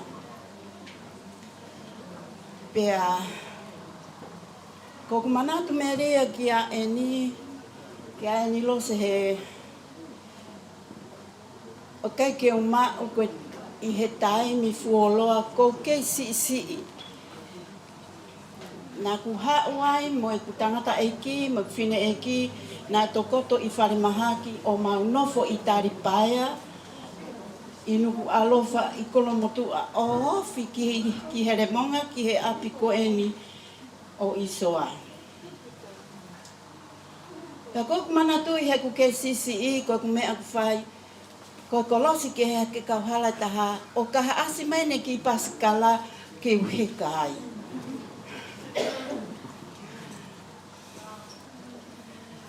Pea koe tahi mea taha ko alu atu o ku si itangi. Moe pipiki he ne Pasikala, kai pehe a tongi vai. O ange tahi ne Pasikala, na heka tahi nei a koe. Pea kai ke o mahi noi, koe hae rea a tongi vai. Kau kuku manatu me rea ia ki ai. Koe ki tahine anga le rei, pa koe ki tahine na tala vou, pe alunga anga le rei a eni. Pea hiki mai ki heni, na e kai ke u ilo o kui hene a eni. I whanau. Pe he au o kui nu usila, ko wheno tala mai ku si malolo, ko pe au kui nu usila. Ko o ware tu taki mai, ke ulere mai o whafofongai. Ai ako eni, pia ko pe, ko fu, o ko ongo i toki lalo i mo ui, ne kai ki uilo i o kuihena eni, ki o si alo wakai. Ka koe uhi koe hai ka inga, ne unofo ma o toi, he na tikai ke uhuru, o wau ke ahoni. Ko eku, i kai ke uhuhu ke ki pehe ko whakawhetau ke pule anga, ko wiri fia pea. Ke alo hu. Fuafua ka mata e huhu na whanongo na e mate ka kai waina o mahaki tau hi. Pea ko au ko toto maalunga. Ka wiri fia au ia. Pea ka ia ke u alo hu. Pea whawhetai ki e ki. Na e tala mai ki uha uka na au whakawhisi ko uhi ko e kuiri fia mo toi. Kai whawheta i kori e kina. Na ane telefoni i a Pelikani. Tala ki ai ke alu hako ta utu. Ai hono maasi pia ta utu. Kai whawheta i ki e ki. I he whakahonga i o whai ke mooi. Whakawhaofa au pito malanga i moe rea ai whai whekau aki moe ui a eni. A eni hanga atu o tau hi whakalau maria eni, tau ilo ko eni o kui wheitu to tonu. Whawhetai ki he eiki koe uhi. Enilose ku ke me atu koe ki he kolo hau. Ka mau whei ngātu. Ka kua pau pe ke mau i ati koe. Kua pau pe ke mau watu. Kua pau pe he ku mau o sitari a sisu koe whanau ki mau tolu koe pere ai otua. Whawhetai ki he eiki. Ka inga o ku iai kui whakaloto lahi. Tari a sisu ki he moui. Koe kuonga whakaosi o ki tau iai. O ku tau nofo he te tepu o e moui. O totonu ke tau tari a sisu ke tau moui. Ka tau kau he lau. Ka tau kau o mau e pure anga o tua. Whanau pere ki tau tola e tua kapati tau mao sisu ki tau mo ui. Tau mo ui whaka o tua he taim ko tōpea. Mana tui ki potu sase kou kau ki ai. Koe mau ka venga mo i ma teu teu. Pe he mati wahe ua wha, e wha porque wha nima. Ke toka teu teu pe a mo tolu, he ukai te mo ilo ai aho mo taimi mo hoa mo meniti he hoko mai e ki. He hoko mai ha taimi o kai te tau amanaki ki ai. Mahu e ngai mo ui ma teu teu e ho tau whamiri, ke tau tau kotoa he alo. Whakawhetai ki he e ki, lewe rewa e rea. O whātu Enilose.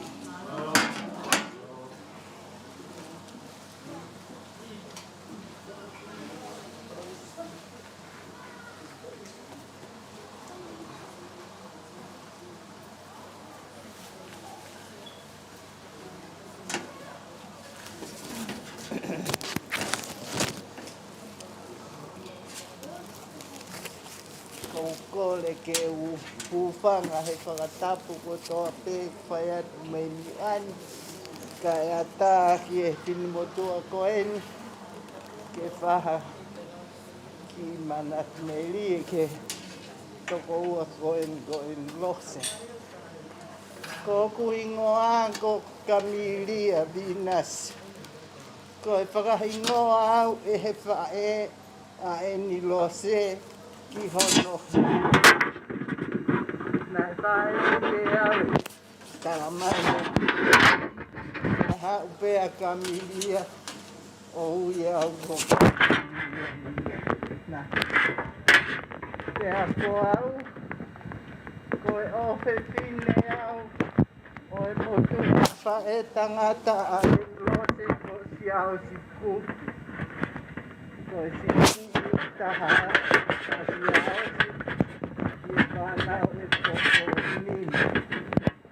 Ko lahi taha ko se tine ko atileti nai maria ki wawa.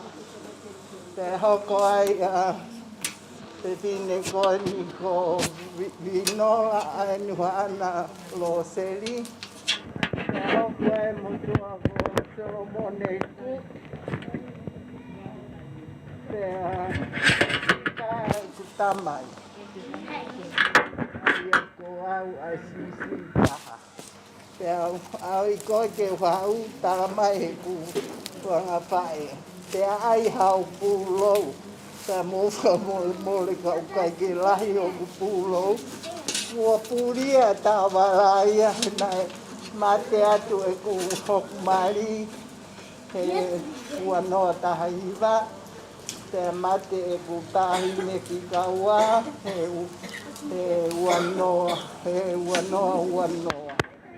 Ai ako toko uai. Te ko au pēni o kei tō mai. Pēni o ko oparahi atu ki a koe. Te kai ngaro mana tupe. He ki kei siri. Na e tuia hasi o no mahaki. E hapare atu koe ke stafari. Malo e te a kamilia. Te a malo te loto te ngui. O ke te atu e. Te o ke nohu atu e Enilose. Ka mau oko atu. Ko mau mui e ngahi ahoni. Kai te aha mea e mauinga. Ko e lotupe. Hange ko lea e o pai ke kau ane nai. Ko e lotu pete tau mo uia. Ko e lotu pete ne ave a ki tau tolu ki he ngata anga. Pea ko e lotu. Ko ia pe ko tau mo uia ana. O whāti ka kai ko toa pēni. Tau whakalangirangi a toko o tōi Enilose.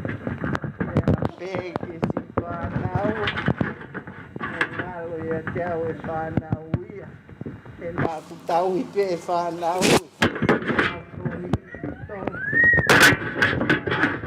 Peke loa I whanau ko e 40 pe ko mana mo pen ta ko ta mai la ma han na dai na so ya ko pa na o pa ya no kito o pa di ai pa pe mo me mai oni Enilose folawa tua o fatu alo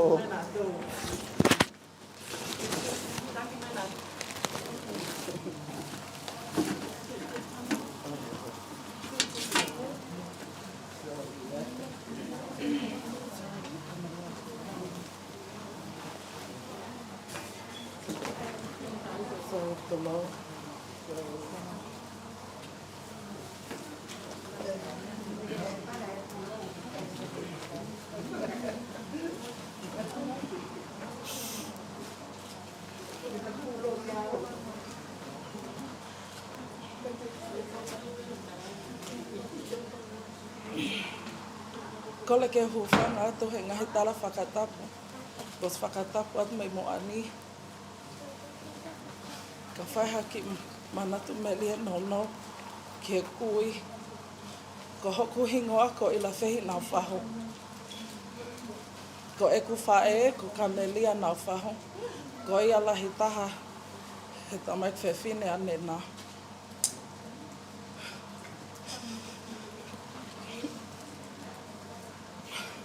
It's so hard for me.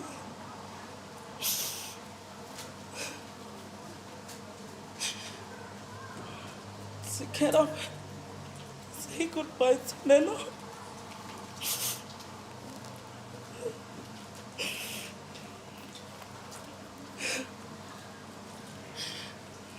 Kakawai luna ke whiwhia.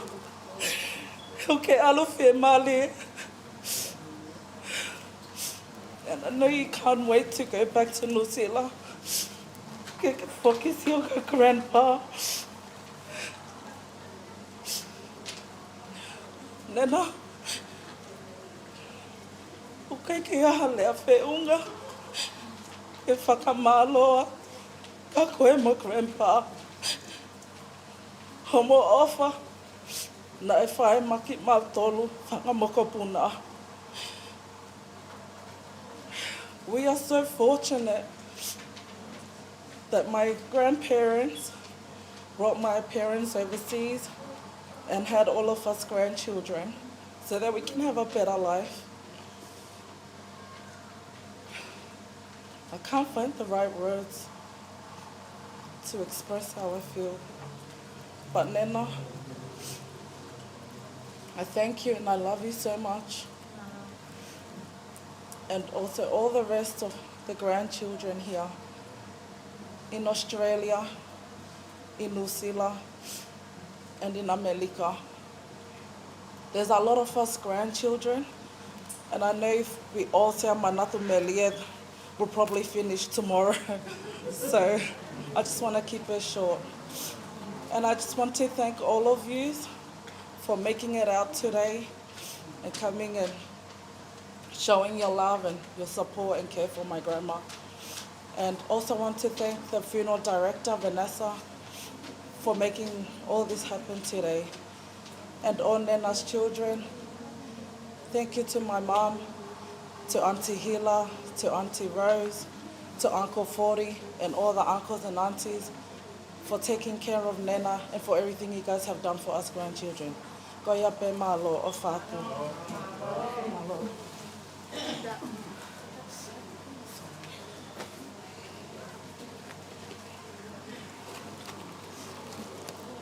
Ko le pe ke whai haki mat meri e ke whai whita koe.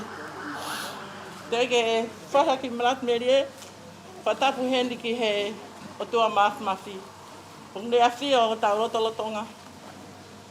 Tapu ki he whahu. A tēnei whakatapu ma ke he ki he whaiwhekau. Kia risa suri. Pepe he kia whaiwhekau kepu. Pea ate ku whamalo he ni ke mausiasi. Tō tama ahwalu. Kai uma a Steveni. Pehe ki he setuata. Kai uma a e family.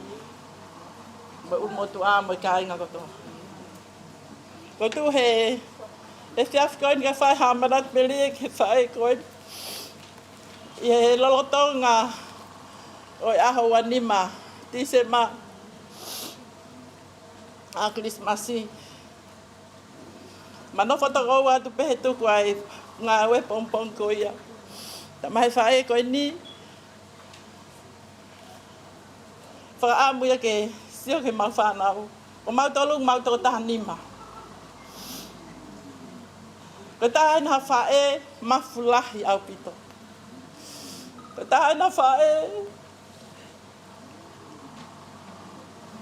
ane fua mau to. Ko awia to nga mau fa na ke mau lava mau to lembe na ke fai. Enilose. Ko mau ha fala ka te ko fa fofonga. Fa na o e fa ko. Te ka ale ya. Ko fa feta ipe. Ko fa ma lo ka te ko. Ho hanga tau ya ki mau tolu. Ai fu to ta ni ma ko ni. Fa ma lo ki he fa tungane. Ko au ko fika fa na. Ma whanga toko ua, kia te he ki he toinga i whangamopuna, i he whiafkoi. O tonga e mālolo mai ngā ue, i he puke he koviti. Na tangi, taimeni i he loa kamata mai, ko hola pe ki ai o tui ho te ngā ue, ka tsen pe ko ngā ue, ko alofia si o ke whae koe ni. Nē lahe kau puke ho mau whare. Kau hola pe taim lahe ko toa pe. Ko e ku alofi e sio ke whae koe. Ko wha amu noa. Pea neongo e ku tangi he taimini. He ko mapake wha kako ala. Amsia mo tolu ia mo ui ho mo whae. Nē whae a te whanonga i he mo menit whakaos koe ni. Taim ko toa pe ko alu ke whae koe ni. Te wala mau pe whae ngā ue. Mai ofa ke whae koe ni. Kana ia e toko taha e wheiva ia ki ai. Nā lere haka e lo toko vi. Kai ui pe ia rosi. Te mate a matahila. He whae ngā ue. Kai ui pe ia rosi. Pape atu, he kai keu toi hawa si o ka koe. He ko keu i me kwa Rose.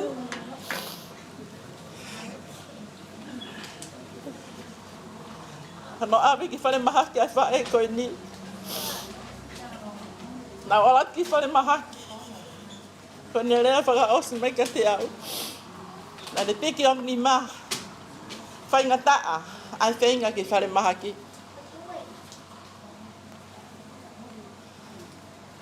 Ne piki om ni ma panerea mai ka te au. Ka miria. Ko au ko whainga ta ia lai. Lo tonga ko ia.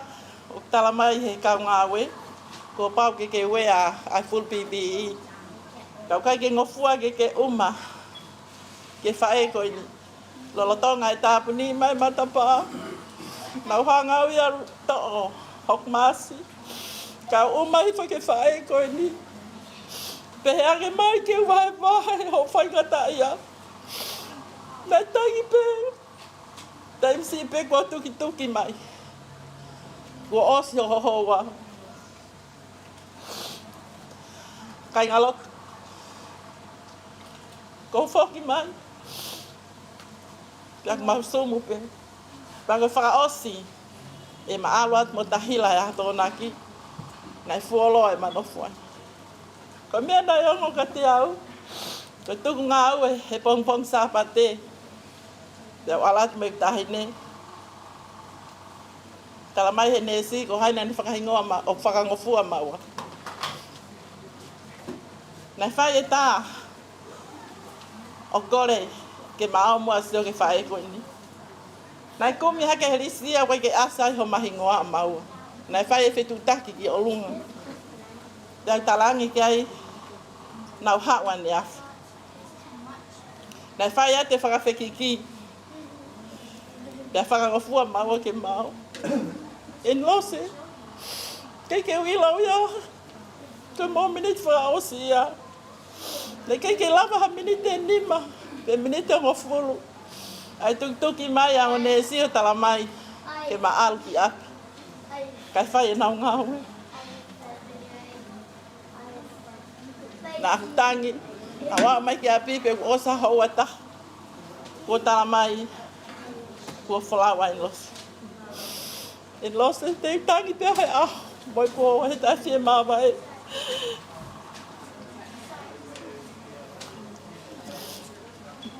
Neongo. E tangi. Ka ta fie mawai. He tamai he mani. Ka ko whawheta e peke he eiki. He koi hala pe te tau whauai. Kai ngā lotu. Ko whakamalo ato. Ho mau i he ni. Ke tau kau ngā whakawhi ao, ai wha e whita koe ni. Neongo ko mapak. Ai wha. Whalawa Enilose. Kei ki lawa uia kei whakamalo i a koe. He aha moi pōko toa. Ho tau anga nei whai a mautoro. Enilose. Ke whakamalo at ke te koe. Tiau e Enilose. Whamole ka pana i aha mauto onga. E tai whe unga. Mau kone whamole pika ti koe. Mau whakatahi nā. Mau whakatungane. Whamole i aha mauto olu. Ka pauoku i aha mauto no. Awe Enilose. Whalaua koe. O whakate koe malo.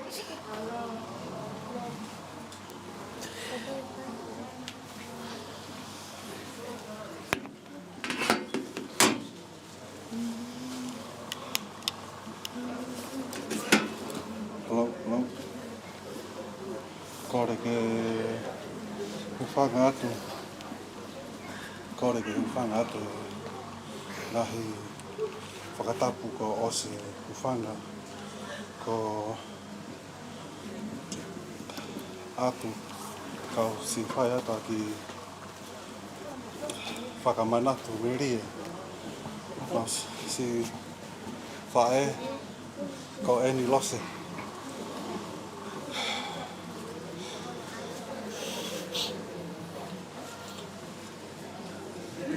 Mom, ko kingoa ko effort Fatukala, Pelikani. Ko ako kusisi taha he kaureka ko ni. Ko, Mom, I thank you so much for all your blessings. Thank you so much for everything you've done for me and my family. Thank you to my older sisters for all the love they look after Mom. Ever since you came into Australia, I begged you, Mom, to come stay with me in my house. My mom told me, Fati, that's not your job. She has daughters to look after her. Mom, I respect that, Mom. But wherever you are, Mom, in this planet, I would always fly to you. I remember when you were in New Zealand, every birthday you had, I'm always there. My older brothers told me, Fati, why you come from Australia all the way to New Zealand? You should just stay in Australia and just call Mom and send your love and finish.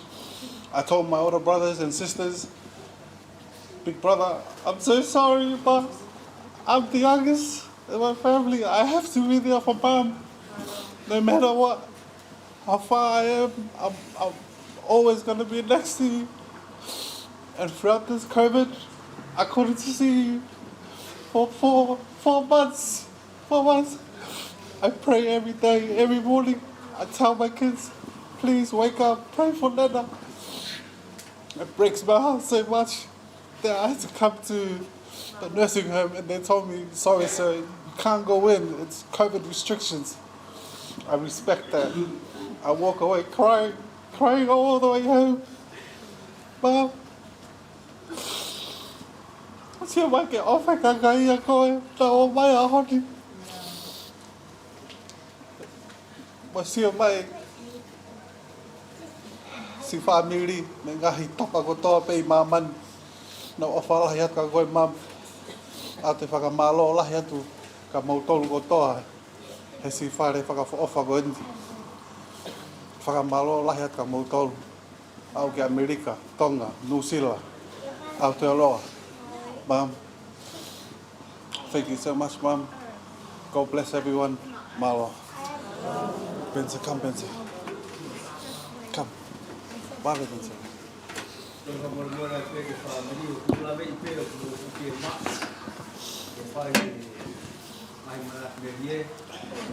Stay with me.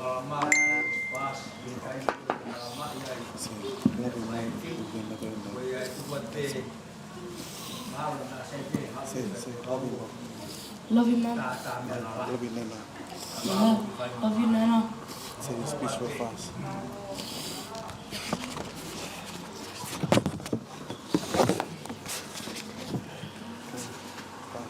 Hello, my name is Fatukala. My favorite memory of Nana was when every time I go meet Nana, I would always smile at her and be happy to see her, and she would always smile back at me. Nana was always kind, great, and funny. Every year, I always look forward to go with my dad to go celebrate Nana's birthday at New Zealand, Melbourne, or wherever Nana's birthday was at. Whenever I don't go with my dad and Nana to meet Nana, she says, "Where am I?" And I know she loves me, including everyone here.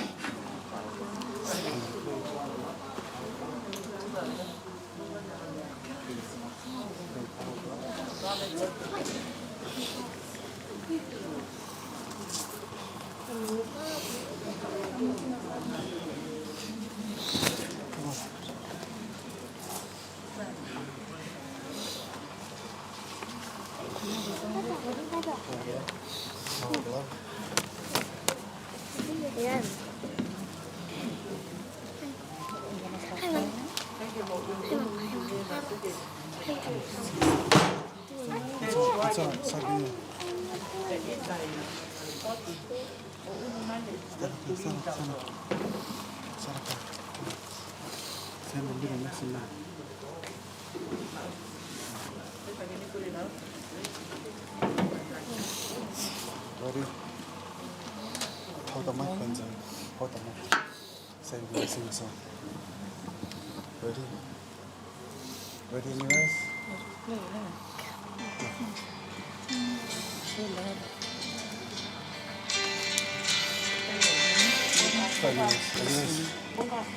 I come to you, let my heart be changed, renewed, flowing from the grace that I found in you.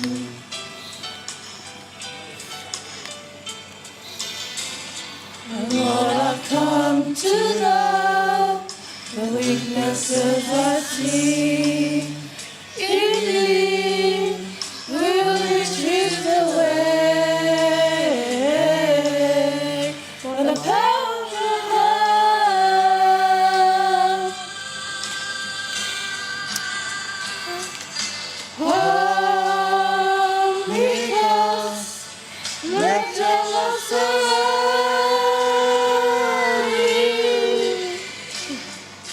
me.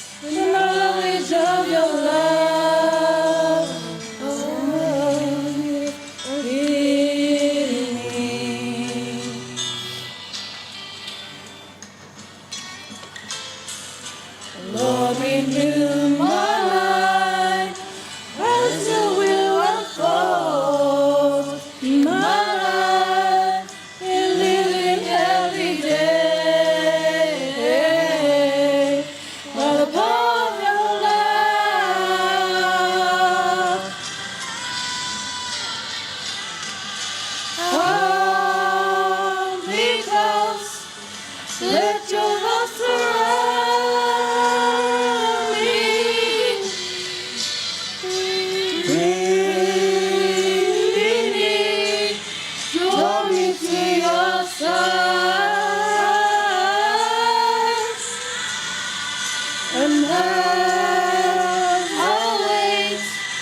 Eyes on back the evening dawn, and now for you, your spirit leads me on, and I'll run.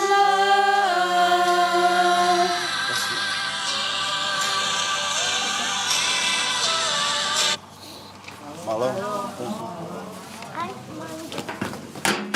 Careful. Sorry.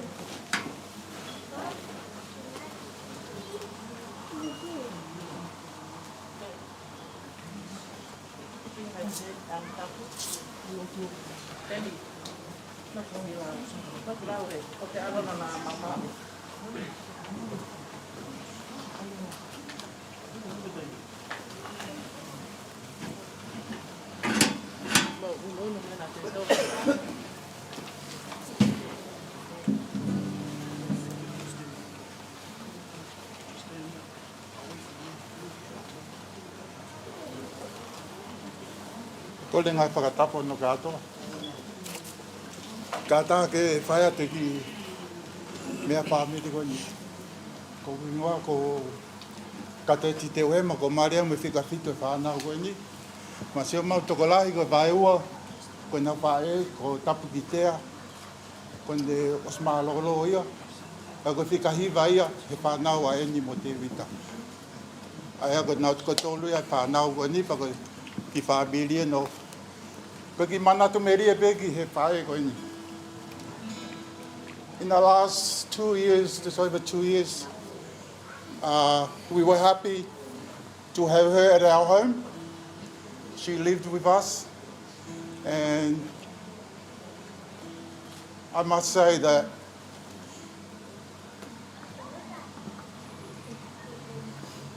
we have to thank her for all the memories that she shared with us.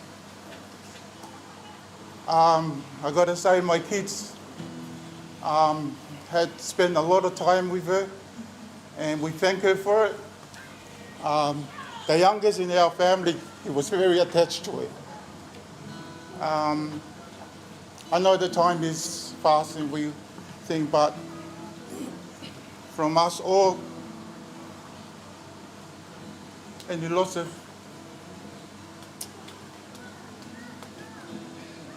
we have learned a lot from you. And we will grow strong with some of the words you share with us.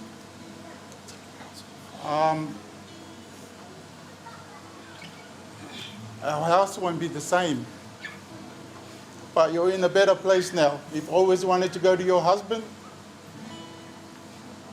and you're ready to go.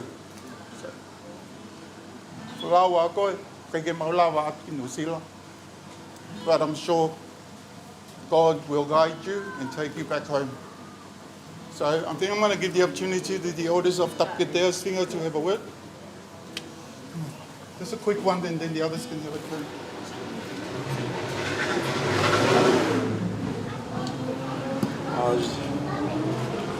Hi everyone, my name is Sile, the oldest of Tapket.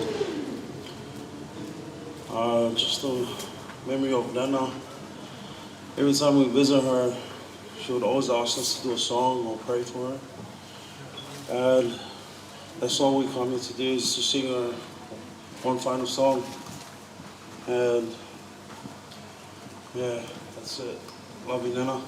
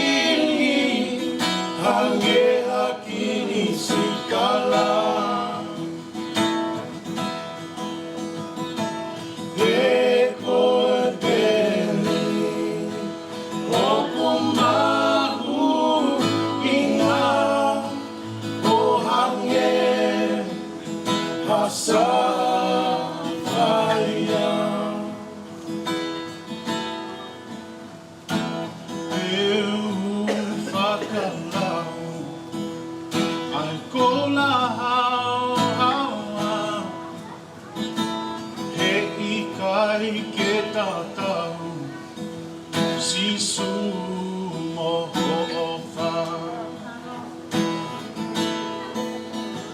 tu uni keotau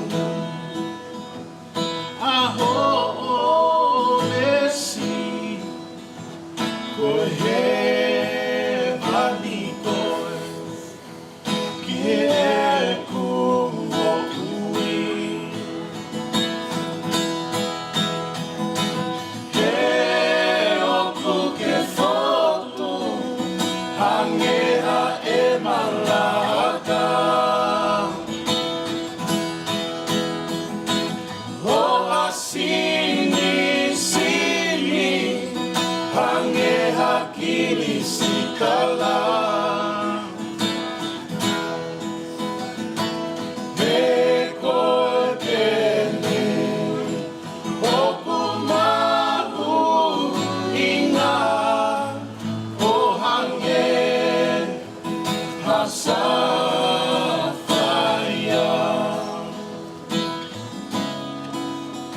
o hange hasafaya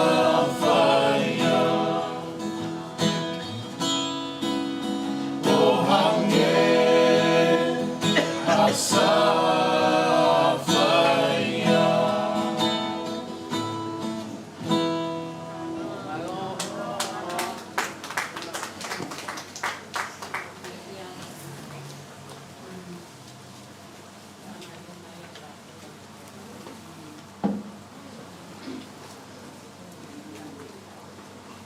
Pamalo atu i ka ngahi mana meri e koe ni ko tau whanau kei.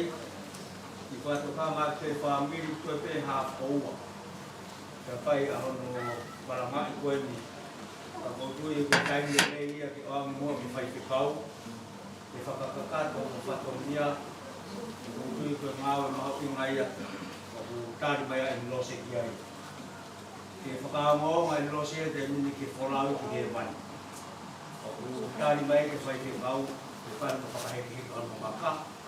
Kai, koe rā te whamiri mo kata ko mea mai. Ko mea mai ki wharen. Koe ki mua meri whakaospen e tau whawhea whakaoska Enilose. Ia wholau atu e tahinen ki Musila. Toka peki aha no lotoon. Koe ko kore atu e kau. Alo pito. Tau kau ngongo ai ki hong whai ki Fatukau. Ono marama o Enilose au ni motoro koe ni kau i Pelikani koe ni maro ke Pelikani i kaua mahina pakao pia kita koe o maro lai maro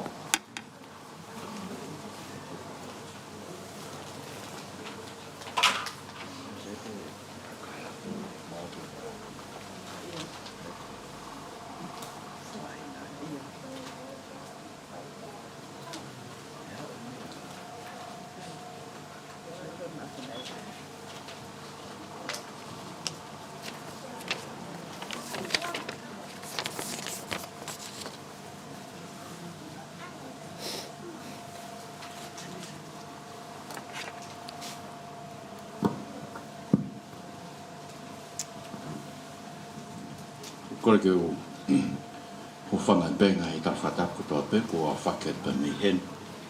Kai mua e puke whaing maari koe ni. Ange koe ia ko tutunia ki tau tolu ke e urumotu a e whakaikin. Ke whai ai hawau ki hawau koe ni. E tau whamawai whaos. Ea mo Enilose Fatukala. Tōika pāte mō mea ke tau Pelikani. Ia e whaam ke heni whai whakau koe na koe steri nau wha. Kau mahalo na koe ke lau mai. Pea whaku mai peka te au, mau pepea mo e pio kālafi o e pekia, e Pelikani koe na. Pea mo e ki special item koe na e mahina Moimoi, pea mo e whamiri. Koe ia, kou lawe i pe tau taimi, ko siuto e tau mi te tolu noa. Pea tau turi pe tau Pelikani ki taimi. Pea au koe tokon na whai ane nei, tokon pe ia, na teu ki he ahon, ke whaia ke mawhamawai ma si Enilose. Koe pe wholofola, whambe ke ulau, a pau e mau pe tau whainga maari e ke tau whaia halot, Ka koe whamare koe ni ko kore koe whamua ke whai e tau koe tau himi. Koe ngai himi koe ni koe himi ena te whamiri. Koe himi e manako e tupe mo ke tau hiwa pea ai. Na e himi na o mai ka sai pea ke tau. Ai pe mo ke tau hiwa he himi manako e si fine e koe ni. Koe me bena whakaukau ki ai. Whakaukau ke tāta o si isu koe me bena whai aki ono tau ki fine e ki. Koe tāta himi whao si e. Koe tau himi uraka ke ni mauna tolu e. Ia. Malo sai ke ai pe mo koe nau sai pe koe nau tuho mo Polokalama. So if you have your program, we will start with hymn 563. Te kore ka Steven ki hamua o spela angi ai hymn koe malo.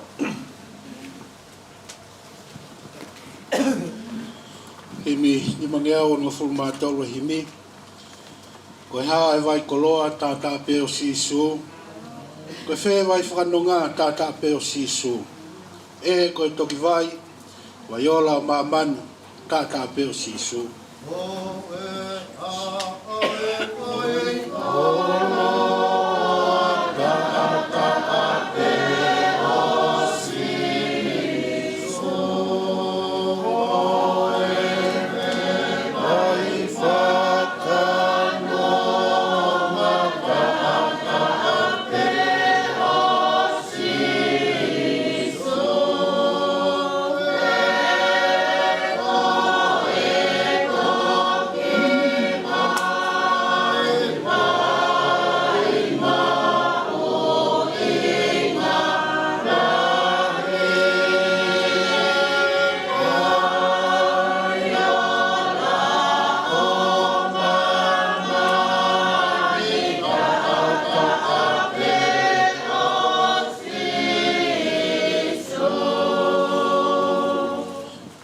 Si mea koia te uhiwaaki tātā peo sisu. Ronotonga te ilangi tātā peo sisu. E koe toki vai mahu ingalahi. Vai ola o mamani tātā peo sisu.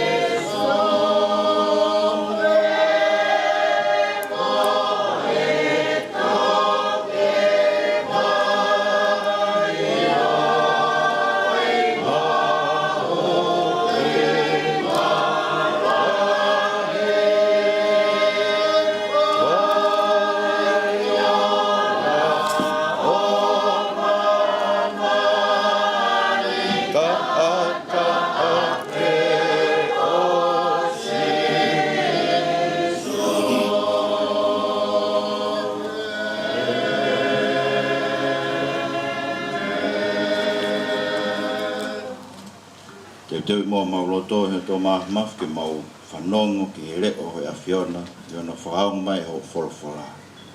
Hoku pe moia koe nai wholofola whai akse mau whakamaa mai whaos mo he kaunanga koe Enilose. Whai akia e to maf he whakaloto lah mo he whakanonga kamiria ka mātahila lose. Toi ngai kup whikaua ki mo he ngai kai na ofa mau kaupa tāhei. Ia Jesus Christ ko mau whamu ua. Amen.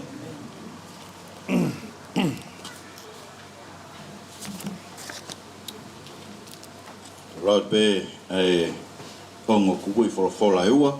Taka hiria te utuwangi ke lau mua ai Pelikani fio Enilose ke tau whanongo ki ai. Koe wholofola rogi to me tohi hapa kuke. Koe talanoa e ni oe ma oni I he tui. Pea koe wahe ua ki ai konga koe ni o pehe. Wakai koe mai fi ia o ikai tuto tonu ai loto o ia te ia. Ka koe ma oni tene mo ui me he ene tui. Koe wholofola no koko tok me he talanoa koe malanga he mo unga si su ia ma ke wahe fitu Ni hanga whakasino ke te ki tau tolu, ai anga o e mo ui, ai mā oni i he tui. Ka pia e konga koeni me vesi ua taha, e vesi ua tolu. O ikai ko ia pe o kune lau mai e tene hu ke pure anga o he vani. Ka koia o whai ai whina ngalo o e tamai o i he vani. Ka tolai te naurea mai e aho koe o pehe. Ikai ko hua whana mau palo fisai ai. Ka ko hua whana mau kapuste volo ai. Ka ko hua whana mau whei ai e ngahi mana lahi. E te toki vete ke te nau tolu hoku loto o pehe. Te eki te wiloa ki mau tolu. Alu me te au ai kau mau la. E wholofola tonu i hatau e ki. Whawheta i peke au tua. Kore mua ki he lau e pio kālafi o Enilose. Mea mai ki mo malo.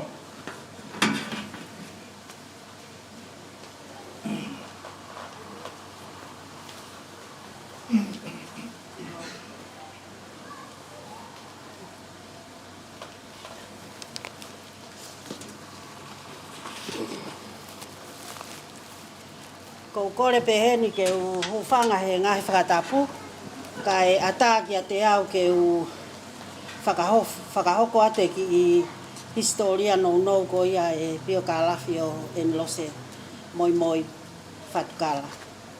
Ka ki mua ia te ulaki whakahoko atu au, ko hoku hingoa ko mahina, ko e si iau ia Enilose. Aia ko eni ko e whika nima ia he mau whanau, ka ko au ko whika taha whāau he mau whanau. Pea te uhanga rewa o whakahoko atu i he tainim, ko uraki tuku peheni ha whakatapu ki he otua mafi, o kune awhia o iho tau lotonga. Whakatapu atu heni ki he whahu, kai pehe ki he whaiwhekau, whakatapu atu whoki heni ki he whanau mo whangamokopuna o e pekia, kai pehe whoki e whakatapu ki hoku tau ke te, kia te koe Enilose, Moimoi Fatukala.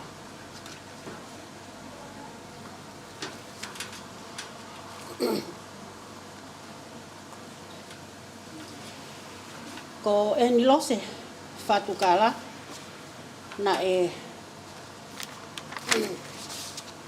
whaere ia i he aho hiva o a kosi, ta hiva whaatolu. E he onga mātua, ko kamelia kuki, pea mo isoa Moimoi, mei hele monga, kolo motua. Ko Enilose, ko whika nima ia o e whanau e toko taha walu. Pea koki mautolu na mau toko taha walu. Ko whika uluaki ko mahina whekite Moimoi, ko whika ua ko risiate Moimoi o kune pekia, lo ua e ongo ua ko eni. Hoko ki ai ko mere isoa Moimoi, wone pekia.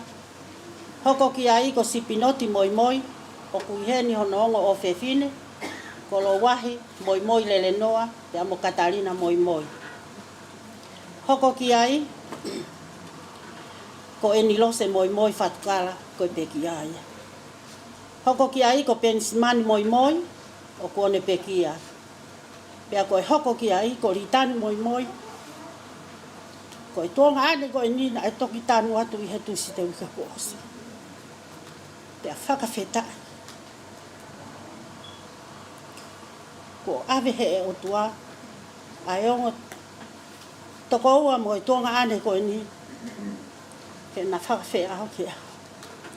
Ko e hoko ki ai, ko vāngana Moimoi piutau, ko ne pekia. Hoko ki ai ko e foti Moimoi, hoko ki ai ko lasike ta whangawhanga Moimoi, hoko ki ai ko Austin Moimoi, ko ne pekia.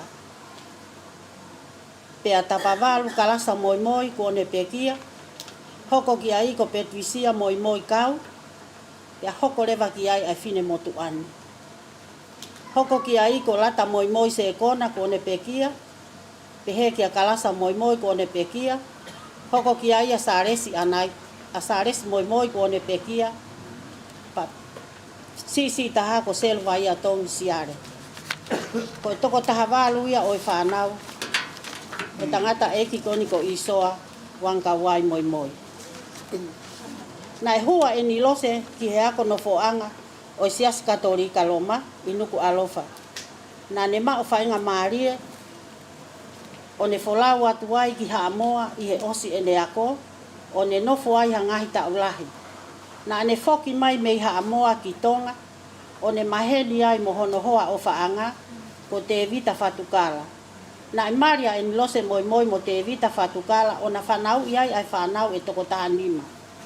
Ko lahi taha ko Daniela Fatukala, ko hono wa ko Masau Fatukala ka kone pekia, hoko ki ai ko Siwa Fatukala, hoko ki ai ko Camelia Fatukala, pea Sifa Fatukala kone pekia, hoko ki ai ko Asnate Fatukala, hoko ki ai a Tahila Fatukala te uhema, pea hoko ki ai a Oto Fatukala, hoko atu ki ai a Inoke Fatukala, Latu tap kitea Fatukala mahalo na mau mea i maute mosio mai te ko whanau e na tap kitea na nau hiwatu me muani. Hoko ki ai ko Man Kailopa Fatukala kone pekia. Hoko ki ai ko Isoa Fatukala, pea hoko ki ai a Rose Fatukala vai. Pea hoko ki ai a Pensman Fatukala, pea si taha a Foti Paula Fatukala, ko ia ni na hiwatu me muani mo ne ki whanau. Na inofo Enilose mo te vita Fatukala i homa kelikao, pea na ana hiki mai ai me homa kelikao ki Heremonga. O na nofo ai i hangahi taulahi, pea na folau atu ki Nuusila, o na hiki atu ki Nuusila, i he taha hiva walu hiva. O malolo ai a te vita i Okalani Nuusila, i he tau wafe mafitu.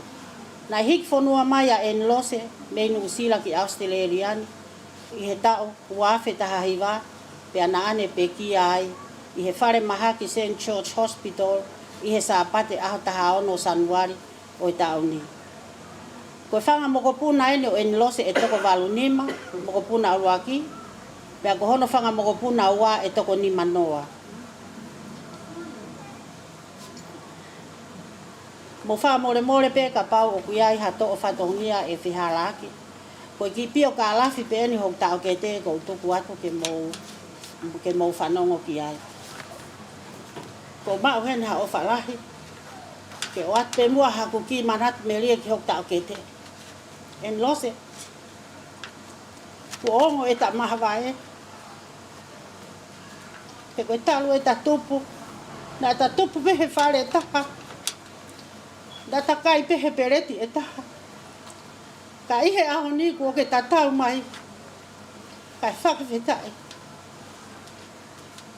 Ko ave e taha kai tuku ata. Ko iai Enilose o ko salute atu ki a te koe. Pea ko mau ha ofalahi ki a te koe. Kai pehe foki ki ho whanau. Ofalahi atu heni ki a te kumotolu ka inga ofa. Kai ke toi aha me te whakau ki ai. Ka ko manat me rea peke ki taimi na hu atu ai o alato a ahi atu ka Enilose. Ko hu atu o whai o whawhaka. Ko te tafoki pe koa Enilose o pe mai ka te au. Ko sista a eni ko mahina. Enilose, nai tō hoku loi mata. Kuka kou i loi. Ke kei mana tu i pe au.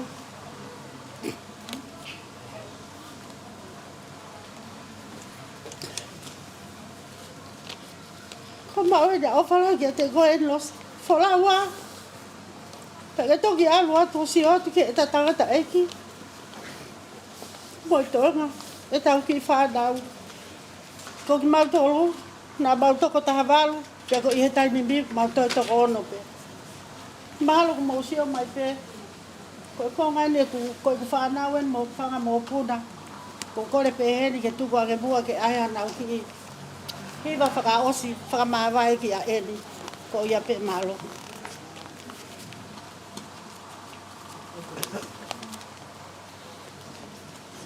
Ki mua pato whai ato e. Mau ki hiwa. Se wahe pe. Nau lele atu ki a eni. Whae ko ni he pekia. Piane pehe mai. Ko ose e time no for Australia. Piane pehe mai. E whakaofa e whanau. Ne pehe mai ka. Ko hea e pulea te uwhai ki ai. Ka pehe ke whae ko ni. Hei lo, ko hea hole te ke whai ki ai. Ko tale whae ko ni ne pehe. Tala monua tu pe. Ke na woke he lotu. Pea whai e lotu ki e mon. Enilose. Talo e tupu mo toto lele at ki tonga. O tio. Ki a tawi whanau. Kua whai. Panau alholo pe kou lau kau aki e whae ko ni kou tala pe. She's the richest lady in the world. She has 15 children. Au whapea ki ai.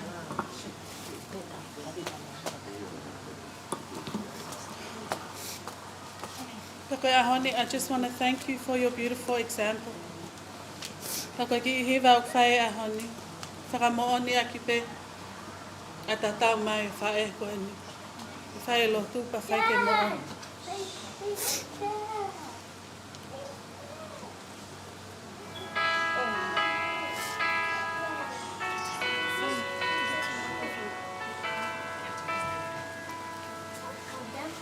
Me ongo teo ife, ika e tue noa, ongo I e whaka mo ui.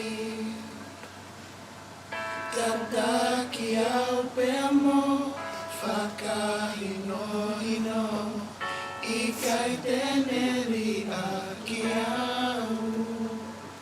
O kone fua, e kuka venga,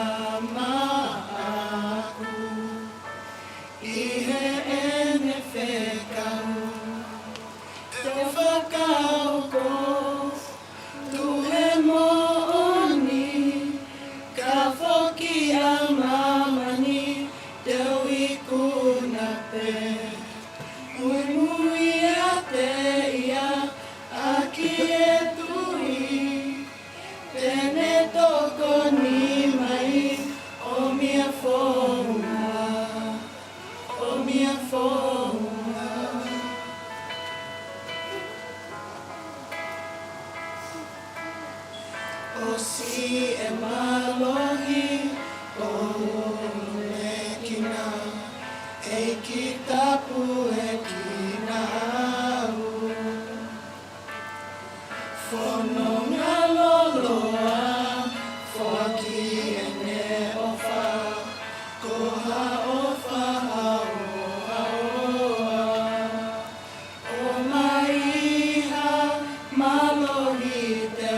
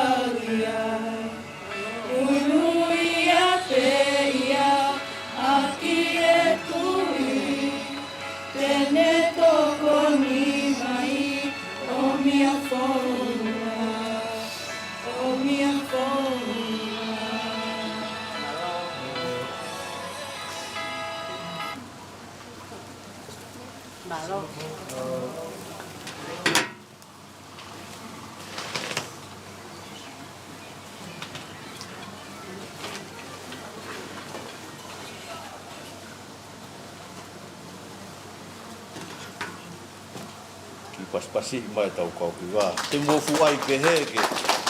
I longa au pito mo filmana ko. So ko toi mate tau mai ka nga kau ki wa.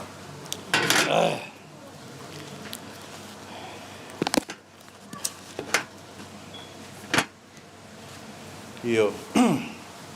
Mo be ko fambe ke tap ki he fia toa. Tau haong. Tap ki he fahu. He ki he motua.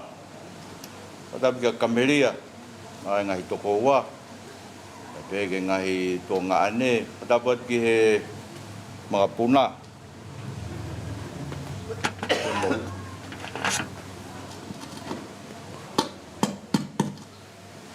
Halo, halo, halo.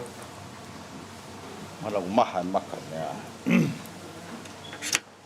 Ko sege tau taimi ko pe ko mea lei pe fai longa lei e lotu lei tau tala mafua ke tutoni e umotua.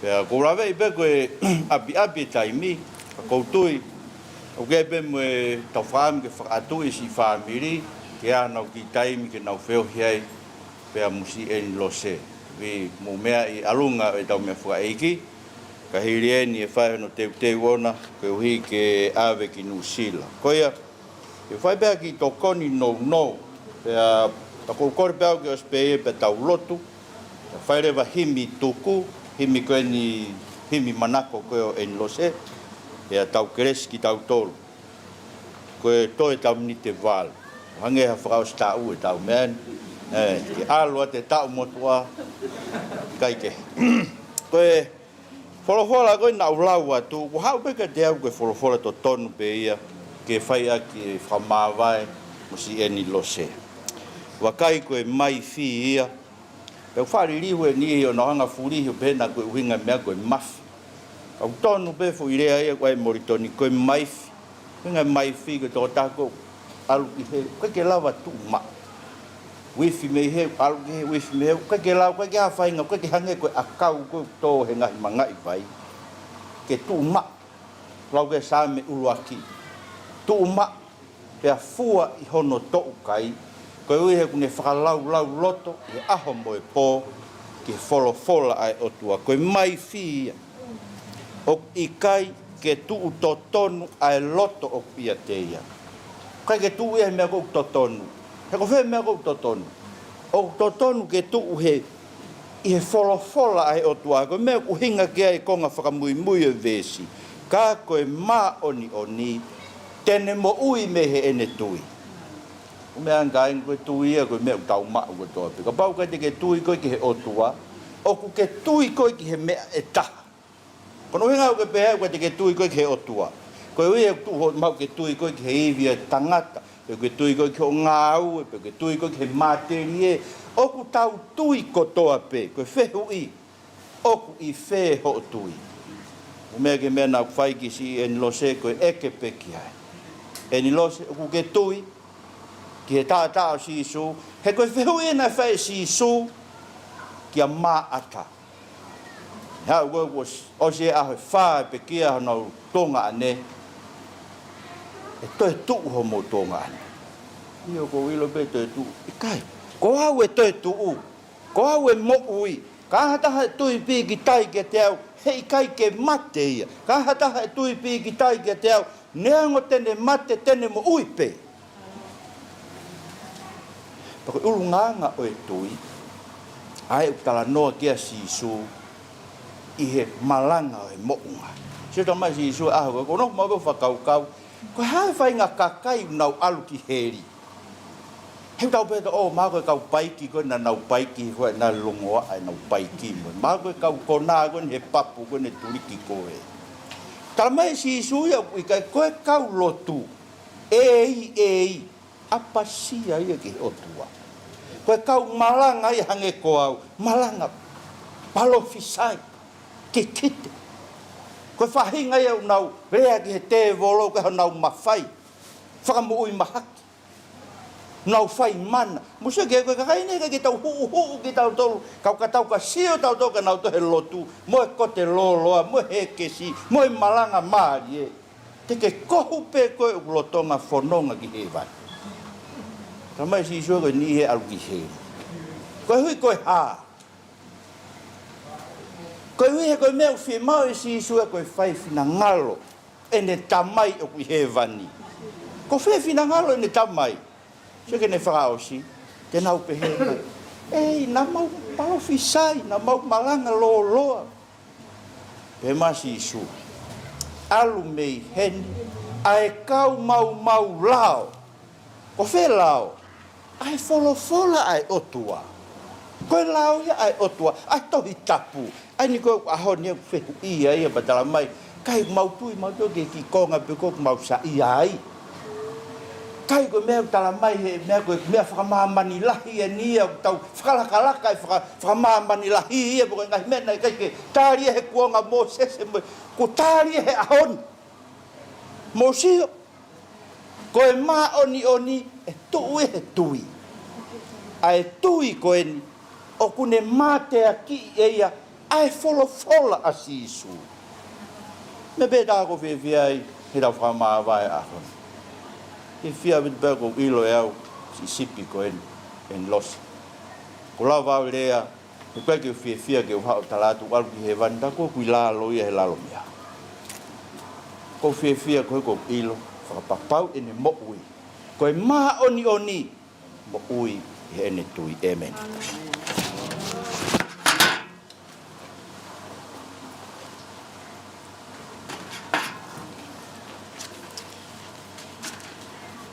Himi tātā whā, eiki koe ofa au, koe moana loloto, pe ngalo hifu ki ai e ku ngā hianga hia, pe kua ufi, e ku kovi kotoa pe.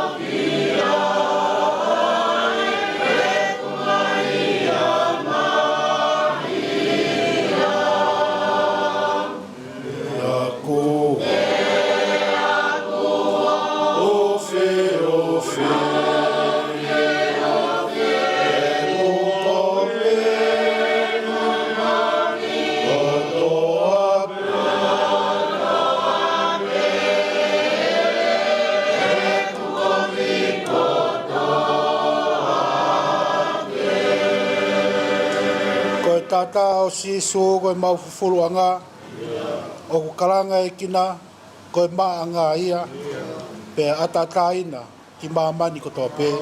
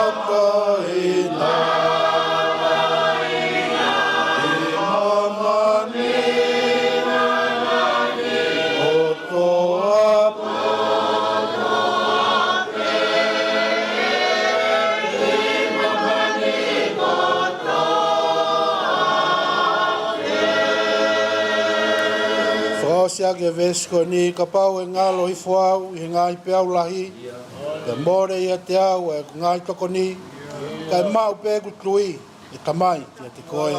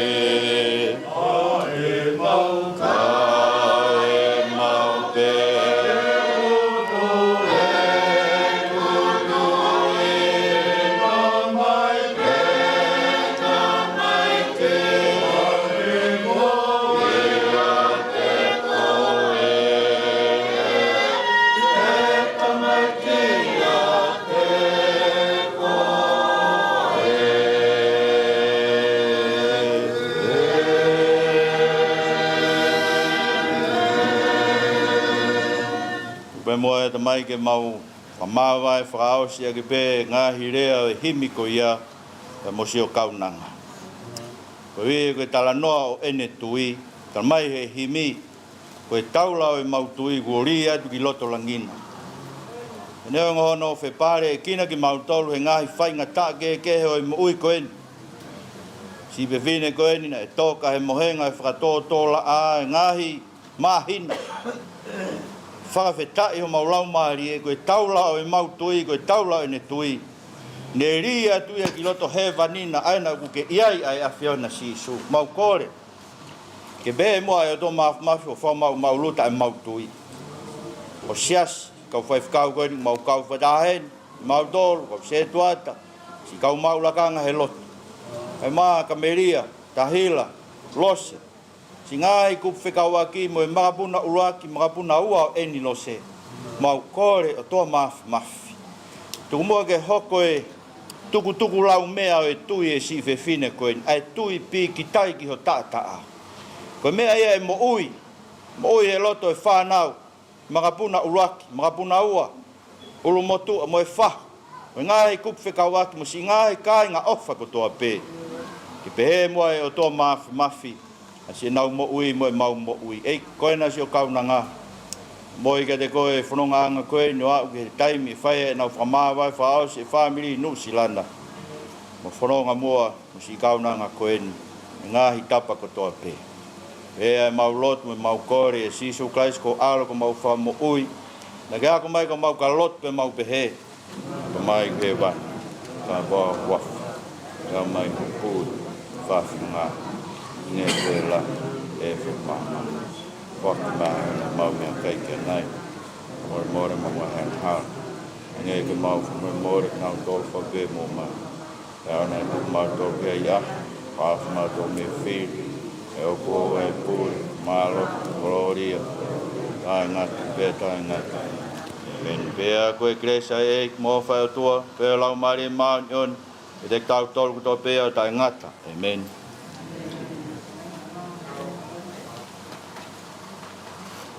Kore le ufanga te whatapu. Ai whakakato ato e whatongia. E whakaeiki o e honu. Ko lawe i te tau ki o he kaimei. Ka mo onde rea e apostolo. Ka kakai ofa ki he eiki. O whiunu ake kaimei ko hanau e li. Whamara whewekau. Kau maa ka whewekau mo nau. Lava whai o na whakaheki heki. Ai whanoma ai kahini ko Enilose pe ai whalawat i he ngahi aho koe o a pongpongi ke tok whakakakato di musi. O kea tau rea tonga koe tūkunga maari. Koe ne tū he kainimi, whamaloat ke whamiri, whahu, whamiri ngahi sias, ngahi whairot. Kua tūkunga maari e, ai whanoma a Enilose, mea tau tō, di Nusila. Toki whaiat e nusila o no whakakakato e whatongia. Kau whafofonga te urumotua mooni. Urumotua whakataimi pēni. Ko tolu koe o mo mea mai me he ope. Whakamore a te urumotua mooni au pito. Koe ki urumotua whakaetaimi te. Ko hoku tuunga mo e whahu. Whiwhine whahu, tamata au. Me whamikta tau. Ka koutongia e whatongia koe mauinga o i tāhine. Whakailonga i Australia o ku tau whio o whai. Whakailonga ia o ku tau whito kanga aki. Tau puke mao e whai lau maari e tau whamawai ake auni. Kai ke toi whamalo ke toi fuhulu. Te ria nā toi au hai mahi whakawhitai. Ha ngāo e tau halaro taki. Ka kou whakafofonga. Si whanau, whangamogo puna. Whahu, whamiri ko tōpe, mokmotolo mea mai. Kua tūkunga maari e, a Australiani, mo i tāhine kolosa. E whai atu e wholauia ki Nusila, e tō whakaheke hekai, a si ene wholau mea. Whafoho ngā te whakamaloka mo tō whahu, maroapi. Maroapi te whakalangilang, whai eke a honu, peke kau whai whekau. Whakao sipe, o pēki whai pateta ham, o kui tua. Ka koe ku kore, te ria ko tau family na fai fange ko toi momo holo me to oni tupa e ka moia ki ho me arere ko to ki alvo ia kai me atu mo tu ilo te ria na fange ko bebe ai na to hela apin no ta wa malo atu api to moto ko ko me ate ko na o ki tua ma o ki pere fai pe ha rotu ka alo e pe ma o me to oni ma malo pe pe ko ke me se no a mo ko to to mo me a levere vai malam kau ketahuan malo mundur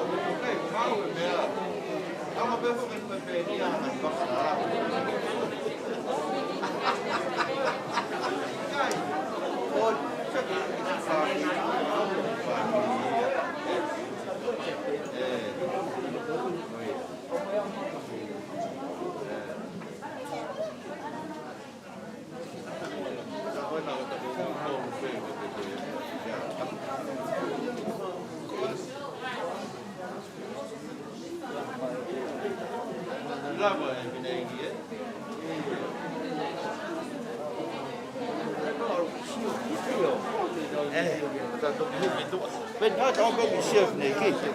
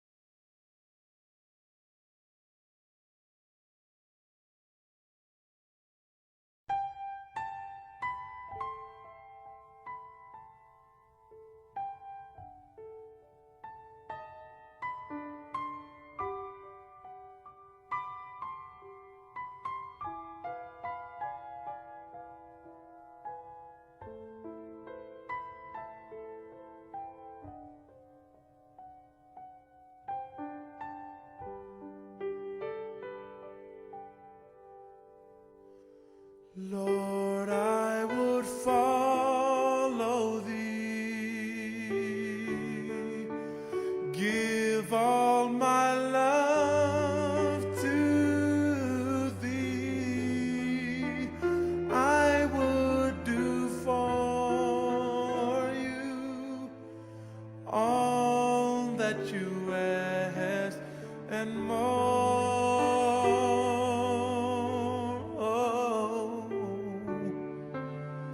Give me strength and help me to be a strength to those in need, to bear another's burden like you did for me.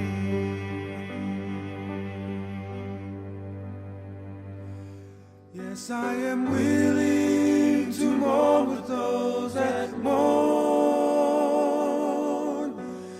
comfort those that stand in need of comfort, bear another's burden that they may be light. Oh Lord, help me keep you in my life. Oh Lord, help me keep you in my life.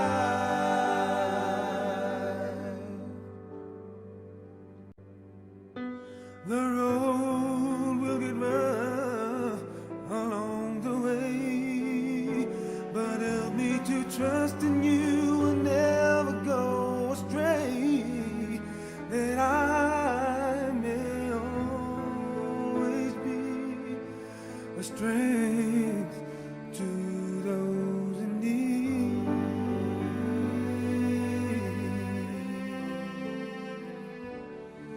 A new beginning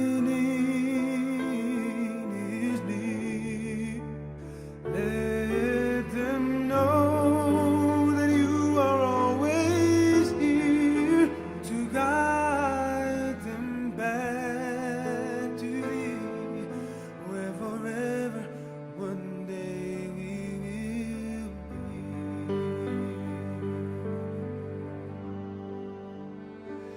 Yes, I am willing to mourn with those that mourn, comfort those that stand in need of comfort, bear another's burden that they may be light. Oh Lord, help me keep you in my life. Oh Lord, help me keep you in my life. Yes, I am willing to mourn with those that mourn. I am willing, comfort those that stand in need of comfort, bear another's burden that they may be light. Oh Lord, help me keep you in my life. Oh Lord, help me keep you in my life.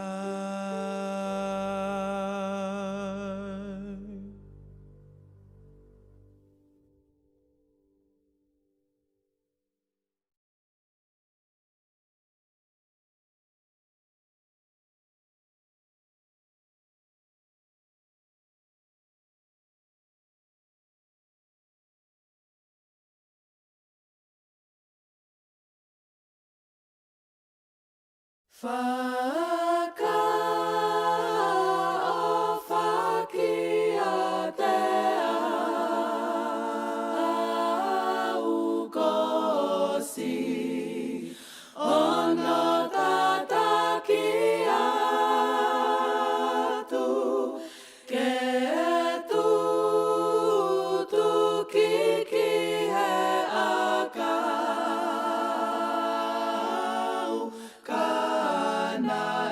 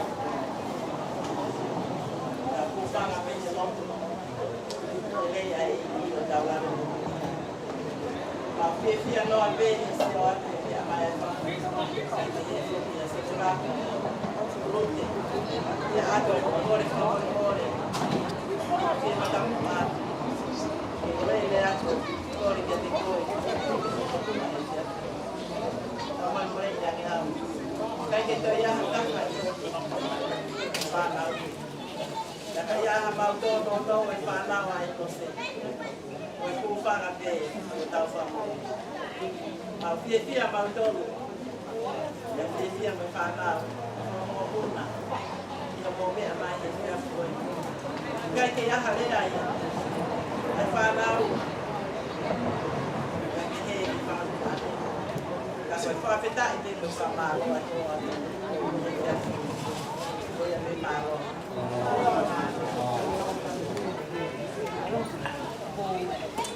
Mea takitua ki si maa.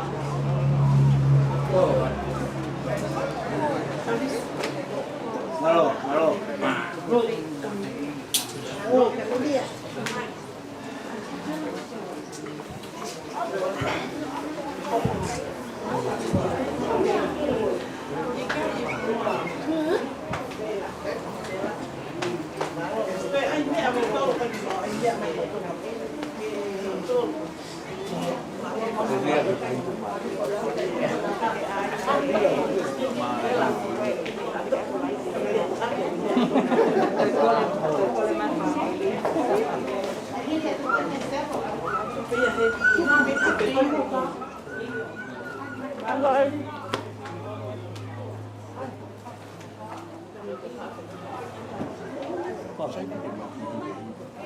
Hello, sorry.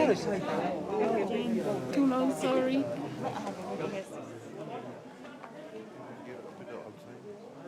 Will it reach? It's just there.